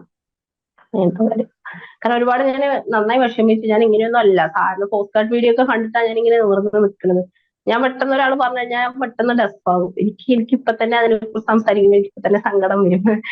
ഏഹ് എനിക്ക് അല്ല, ഭയങ്കര വിഷമമാണ്. കാരണം ഞാനിത് ഏറ്റവും എന്താ പറയാ, ദൈവികമായിട്ട് കാണുന്ന ഒരു കാര്യമാണ്. ആ കാര്യത്തെ കുറിച്ച് അത്രയും വില കുറഞ്ഞ രീതിയിലുള്ള വാക്കുകൾ ഉപയോഗിച്ച് പറയുക, അത് കേൾക്കേണ്ടി വരിക എന്ന് പറയുമ്പോൾ അത് ഭയങ്കര വിഷമമുള്ള കാര്യമാണ്. നമുക്കത് എനിക്കറിയില്ല അതെങ്ങനെ പറയുന്നത്. അപ്പൊ ഞാൻ ഈ ഒരു അത് വേർഡും കൂടി മറുപടി. പറഞ്ഞിട്ട് ഞാൻ ഇത് വൈൻഡപ്പ് ചെയ്യാം. അതായത് മനസ്സിലാക്കേണ്ട കാര്യം ഇത്രയേ ഉള്ളൂ. ഞാൻ ആലോചിച്ചു, എൻ്റെ കാര്യം ആലോചിച്ചു കേട്ടോ. 2 ലക്ഷത്തോളം ഫോളോവേഴ്സും അതിൻ്റെ അപ്പുറം കാണുന്ന വീഡിയോ വ്യൂവേഴ്സും പറയുന്ന തെരുവിൽ ഞാൻ കേട്ടിട്ടുണ്ട്. ലോകത്ത് പലതരത്തിലുള്ള ആൾക്കാരുണ്ട്. അതിൽ ആർട്ടിനെ ഇഷ്ടപ്പെടാത്തവരും ഉണ്ട്. ചിത്രം വരയ്ക്കാൻ പാടില്ല എന്ന് വിശ്വസിക്കുന്ന ആൾക്കാരും ആർട്ടിനെ ഇഷ്ടപ്പെടാത്തവരും പല ടൈപ്പ്. അത് പല കൾച്ചറിന്റെ ഭാഗമായിരിക്കും, അവരുടെ വിശ്വാസങ്ങളുടെ ഭാഗം, പല ടൈപ്പ് ആൾക്കാർ. ഇനിയിപ്പോൾ ചില ചിത്രങ്ങൾ വരയ്ക്കുമ്പോൾ തന്നെ ഈ ടോപ്പിക്കിൽ വരയ്ക്കാൻ പാടില്ല, ഈ കളേഴ്സ് യൂസ് ചെയ്യാൻ പാടില്ല. ഇപ്പോൾ ആർട്ടിസ്റ്റുകളുടെ ഇടയിൽ തന്നെ തർക്കം നടക്കുന്നുണ്ട്. ഇന്ന രീതിയിൽ വരയ്ക്കണം, ഈ രീതിയിൽ വരയ്ക്കാൻ പാടില്ല, ഈ സ്റ്റൈൽ വേണം, മറ്റേ സ്റ്റൈൽ വേണം. അപ്പം ഇതിൻ്റെ ഇടയിലാണ് നമ്മളും വരുന്നത്. അപ്പം തീർച്ചയായിട്ടും ഈ പറഞ്ഞ പോലെ നമ്മളൊന്ന് ഗ്രോ ചെയ്തെന്ന് കാണുന്ന പോയിന്റ് മുതൽ നമുക്ക് നെഗറ്റിവിറ്റീസ് എല്ലാം ഉണ്ടാവും. അവിടെ നമ്മൾ ഫോക്കസ് കൊടുക്കേണ്ട കാര്യം, മറ്റുള്ളവർ എന്തും നമ്മളെ പറഞ്ഞോട്ടെ, നെഗറ്റീവ് ആയിക്കോട്ടെ പോസിറ്റീവ് ആയിക്കോട്ടെ, മറ്റുള്ളവർ എന്തും നമ്മളെ പറഞ്ഞോട്ടെ, നമ്മുടെ അടുത്ത് എന്താണ് പറയുന്നത്, അവിടെയാണ് ഇമ്പോർട്ടൻറ്റ്. മനസ്സിലാവുന്നത്. മറ്റൊരാൾ നമ്മുടെ അടുത്ത് നെഗറ്റീവ് പറയുന്ന സമയത്ത് നമ്മുടെ മൈൻഡ് എന്താണ് നമ്മുടെ അടുത്ത് പറയുന്നതെന്ന് ആലോചിക്കുക. അതിനോട് ചേർന്ന് നമ്മുടെ അടുത്ത് നെഗറ്റീവാണ് പറയുന്നത്, അത് പോസിറ്റീവാണ് പറയുന്നത്. മറ്റൊരാൾ നേരെ തിരിച്ചും. ഇതൊരു സക്സസ്, എൻ്റെ ഈ ഒരു ജേണി ഏകദേശം ഞാൻ എല്ലാ സ്റ്റേജും കണ്ടിട്ടുള്ളതാണ്. അപ്പോൾ ഒരു സക്സസ് ആയി നിൽക്കുന്ന സമയത്ത് മറ്റൊരാൾ പോസിറ്റീവായിട്ട് നമ്മുടെ അടുത്ത് പറയുന്ന സമയത്തും അവിടെ വലിയതായിട്ട് സൂക്ഷിക്കണം. മറ്റൊരാൾ നമ്മൾ ഒരുപാട് പുകഴ്ത്തി പറയുമ്പോഴും പോസിറ്റീവായിട്ട് പറയുന്ന സമയത്തും നമ്മുടെ മൈൻഡ് നമ്മുടെ അടുത്ത് എന്താ പറയുന്നത്, അതും ഇമ്പോർട്ടൻ്റാണ്. അവിടെ നമ്മൾ അഹങ്കാരിയാവുകയാണോ ചെയ്യുന്നത്, അത് നമുക്ക് വേറെ നെക്സ്റ്റ് ലെവലോട്ട് നമ്മൾ ഗോൾ വെച്ച് മുന്നോട്ട് പോവുകയാണോ ചെയ്യുന്നത്, ഇതൊക്കെ ഭയങ്കര ഇമ്പോർട്ടൻ്റ്. അപ്പോൾ സിമ്പിളായിട്ട് ചിന്തിച്ചാൽ മതി. ബാക്കിയെല്ലാം വിട്ടോ. 10 പേര് 10 അഭിപ്രായം പറയും. നമ്മുടെ മൈൻഡ് എന്താണ് നമ്മുടെ അടുത്ത് നിരന്തരം, എന്നിട്ട് അതൊന്നും മോണിറ്റർ. ഇത് നമുക്ക് മൈൻഡ് നമ്മുടെ അടുത്ത് പറയുന്ന കാര്യങ്ങൾ നമുക്ക് മാറ്റം വരുത്താനും പറ്റും. ഇതൊരു ജേണിയുടെ ഭാഗമാണ്. മൈൻഡ് നെഗറ്റീവായിട്ടാണ് നിരന്തരം പറയുന്നത്, നമുക്കൊരു പ്രാക്ടീസ് വഴി നമുക്കിതെല്ലാം മാറ്റം വരുത്തി ഫുൾ പോസിറ്റീവ് ആക്കാനായിട്ട് പറ്റും. മൈൻഡ് ഇപ്പോൾ ഫുൾ ടൈം നമ്മളെ പുകഴ്ത്തി, അതും ഡേഞ്ചറാണ്. മൈൻഡ് നമ്മളടുത്ത് പറയാം, നിങ്ങൾ അടിപൊളിയാണ്, നീ ഭയങ്കര ആർട്ടിസ്റ്റ് സച്ചിനാണ്, നീ മറ്റേ ആർട്ട് ഫീൽഡിൽ നമ്പർ 1 ക്ലാസ് എടുക്കുന്ന ഒരാളാണ്. അത് പറഞ്ഞു നിൽക്കുമ്പോൾ നമുക്ക് പഠിക്കാൻ തോന്നുന്നില്ല, നമുക്ക് നെക്സ്റ്റ് സ്റ്റൈലിലോട്ട് പോകാൻ പറ്റും. ഇപ്പം ഈ മൈൻഡിനെ നമ്മുടെ മൈൻഡ് വോയിസ് എന്ന് പറയും, മെന്റൽ വോയിസ്. മൈൻഡ് വോയിസിനെ നമ്മൾ ട്രെയിൻ ചെയ്യിക്കണം. നമ്മുടേതായ രീതിയിൽ ഇതിനെ ട്രെയിൻ ചെയ്യിക്കണം. ഇതിനെ ട്രെയിൻ ചെയ്ത് കഴിഞ്ഞാൽ എന്താ ബ്യൂട്ടി എന്ന് വെച്ച് കഴിഞ്ഞാൽ, മറ്റുള്ളവർ പറയുന്നത് നമ്മൾ കേൾക്കും, പക്ഷെ നമ്മുടെ മൈൻഡിലോട്ട് കയറൂല. നമുക്ക് അവിടെ വെച്ച് ബ്ലോക്ക് ഇട്ടിട്ട് മൈൻഡിലോട്ട് കയറുന്നത് മൊത്തം നമ്മുടെ മൈൻഡ് വോയിസ് പറയുന്നത് മാത്രമായിരിക്കും. മറ്റുള്ളവർ പോസിറ്റീവ് പറഞ്ഞു കഴിഞ്ഞാൽ നല്ലത് മാത്രം എടുത്ത് നമ്മുടെ മൈൻഡ് വോയിസ് അവിടെ റിഫ്രഷ് ചെയ്ത് മൈൻഡിലോട്ട്. മറ്റുള്ളവർ കുറേ നെഗറ്റീവ് പറയുകയാണെങ്കിൽ ചിലപ്പോൾ നെഗറ്റീവ് പറയുന്നവർക്ക് ഒരു പോയിന്റ് ഉണ്ടായിരിക്കും. ഇപ്പം എൻ്റെ ഓൺലൈൻ ക്ലാസ്സിനെ കുറിച്ച് അല്ലെങ്കിൽ എൻ്റെ യൂട്യൂബ് ചാനലിനെ കുറിച്ച് കുറ്റം പറയുന്നവർക്കും ചിലപ്പോൾ നല്ലൊരു പോയിന്റ് ചിലപ്പോൾ എൻ്റെ അടുത്ത് ഷെയർ ചെയ്യുന്നുണ്ടായിരിക്കും. അപ്പോൾ നമ്മുടെ മൈൻഡ് സെറ്റ് അങ്ങനെ കറക്റ്റായിട്ട് നിൽക്കുകയാണെങ്കിൽ എനിക്ക് അതിൻ്റെ അകത്ത് നിന്ന് ഗ്രാബ് ചെയ്യാൻ പറ്റും. നല്ല പോയിന്റിൽ വരുന്ന സമയത്ത് നല്ലതാണെങ്കിൽ എൻ്റെ മൈൻഡ് വോയിസ് അത് മനസ്സിലാക്കി തിരുത്തി അത് എന്നെ എടുത്ത് പറയാൻ പറ്റും. അപ്പോൾ ഇത് മാത്രം ചിന്തിച്ചാൽ മതി. എന്താണ് നമ്മുടെ മൈൻഡ് നമ്മുടെ അടുത്ത് പറയുന്നത് നിരന്തരം. ഇപ്പോൾ ഡെയിലി എന്താണ് പറഞ്ഞുകൊണ്ടിരിക്കുന്നത്, അതിനെ റിഫൈൻ ചെയ്തെടുക്കുക. അതിൽ നെഗറ്റിവിറ്റീസ് ഉണ്ടെങ്കിൽ, നമ്മളെ ദോഷകരമായിട്ട് ബാധിക്കുന്നുണ്ടെങ്കിൽ റിഫൈൻ ചെയ്തെടുക്കുക. അതിൽ ഒരു ടൂൾ നമുക്ക് വേണ്ടത് ഗോളാണ്. ആലോചിച്ച് നോക്കി, ഈ ഗോളൊന്നും ഇല്ലെങ്കിൽ എങ്ങനെ നമ്മൾ ഇതെല്ലാം കറക്റ്റ് ചെയ്തെടുക്കാൻ പറ്റും? ഇമ്പോസിബിളാണ്. നമുക്ക് ഡ്രീംസ് ഇല്ലെങ്കിൽ, നമുക്ക് ഗോൾസ് ഇല്ലെങ്കിൽ ഇതൊന്നും നമുക്ക് ക്ലാരിറ്റി വരില്ല. ഒരാൾ ഒരു കാര്യം പറയുന്ന സമയത്ത് നമുക്ക് എന്ത് മെഷർമെന്റ് വെച്ച് നല്ലതാണ് ചീത്തയെന്ന് എങ്ങനെ അറിയാൻ പറ്റും? അപ്പൊ ആദ്യം ഗോള് കൃത്യമായിട്ട്. അതുകൊണ്ടാണ് ഞാനിപ്പോൾ കുറേ സ്റ്റുഡൻസുമായിട്ട് ഇതുപോലെ 1-to-1 കംപ്ലീറ്റ് ആക്കി. എല്ലാ സ്റ്റുഡൻസിനും ഞാൻ അവസാനം ചോദിക്കുന്ന ചോദ്യം, അല്ലെങ്കിൽ ആദ്യമേ തന്നെ ചോദിക്കുന്ന ചോദ്യം, എന്താണ് നിങ്ങളുടെ അടുത്ത ഒരു വർഷത്തെ ഗോൾ എന്ന്. ആ ഗോൾ സെറ്റ് ചെയ്യുന്നതിന്റെ മെയിൻ റീസൺ, അത് സെറ്റ് ചെയ്താൽ മാത്രമേ നമ്മുടെ സ്കില്ലും നമ്മുടെ മൈൻഡ് സെറ്റും ഇമ്പ്രൂവ് ആകുക. ഈ വിത്തൗട്ട് ഗോൾ രണ്ടും നടക്കില്ല. അതുകൊണ്ടാണ് ഞാൻ ലൈഫ് ടൈമിൽ ക്ലാസ്സുകൾ കൊടുക്കുന്നത്. കാരണം ചിലർക്ക് ഗോൾ അച്ചീവ് ചെയ്യാനായിട്ട് 5 വർഷം എടുക്കും, 10 വർഷം എടുക്കുകയും 1 മാസം കൊണ്ട് അച്ചീവ് ചെയ്യും, ഒരാഴ്ച കൊണ്ട്, ഒരു ദിവസം കൊണ്ട്. അപ്പോൾ ആ സ്റ്റുഡൻസിന് ആ ഒരു ടൈം കൊടുത്താൽ മാത്രമേ നമുക്ക് ആ റിസൾട്ട് കിട്ടും. അപ്പോൾ ഇത് മാത്രം ചിന്തിച്ചാൽ മതി. എന്താണ് നമ്മുടെ മൈൻഡ് സെറ്റ് നമ്മുടെ അടുത്ത് പറയുന്നത്, ധൈര്യമായിട്ട് വർക്ക് ചെയ്തു. അപ്പോൾ നമ്മൾ കറക്റ്റ് ട്രാക്കിലാണ് പോകുന്നത്. ഓൾറെഡി ഏണിംഗ് ചെറുതായിട്ട് ചെയ്ത് സ്റ്റാർട്ട് ചെയ്തു. ഇപ്പോൾ ബിസിനസിന്റെ സൈഡ് ഏകദേശം ഒരു ക്ലാരിറ്റി വന്നിട്ടുണ്ട്. പിന്നെ ഞാൻ പറയുന്ന കാര്യങ്ങൾ മനസ്സിലാക്കുന്നുണ്ട്. അത് തന്നെ വലിയൊരു ക്വാളിറ്റിയാണ്. കാരണം ഞാൻ പലപ്പോഴും ബിസിനസ് പറയുമ്പോൾ പല സ്റ്റുഡൻസിൻ്റെ അടുത്ത് ബിസിനസ് സംസാരിക്കാറില്ല. കാരണം പലർക്കും അത് മനസ്സിലാക്കാൻ പറ്റില്ല. ഈ ഒരു ലെവലിലോട്ട് വന്നത് നമ്മുടെ മൈൻഡിന്റെ ക്വാളിറ്റിയാണ്. നമ്മളത് ചിന്തിക്കുന്നുണ്ടല്ലോ. ആർട്ട് ക്ലാസ് നടത്താൻ പറ്റും എന്നത് വരെ ചിന്തിച്ചത് വലിയൊരു കാര്യമാണ്. അപ്പോൾ ഞാൻ അപ്രീഷിയേറ്റ് ചെയ്യണം. ഈ ഒരു ലെവലിൽ എത്തി, ഇനി ഡൗൺ ആവരുത്, ഇനി മുന്നോട്ട് പോകാം. ഒരുപാട് കാര്യങ്ങൾ നമുക്ക് ചെയ്യാൻ പറ്റും. ഒരുപാട് പേർക്ക് എക്സാമ്പിൾ ആയിട്ട് മാറ്റാനായിട്ട് പറ്റും. യെസ്. അപ്പൊ ഒരുപാട് സന്തോഷം. ഞാൻ ഇന്നത്തെ വൈൻഡപ്പ് ചെയ്യാണ്. ഇനിയും അച്ചീവ്മെന്റ് ആയിട്ട് മുന്നോട്ട് വരെ ശരി. വീക്കിലി മീറ്റിംഗ് നമുക്ക് നേരിട്ട് കാണാം. All the best.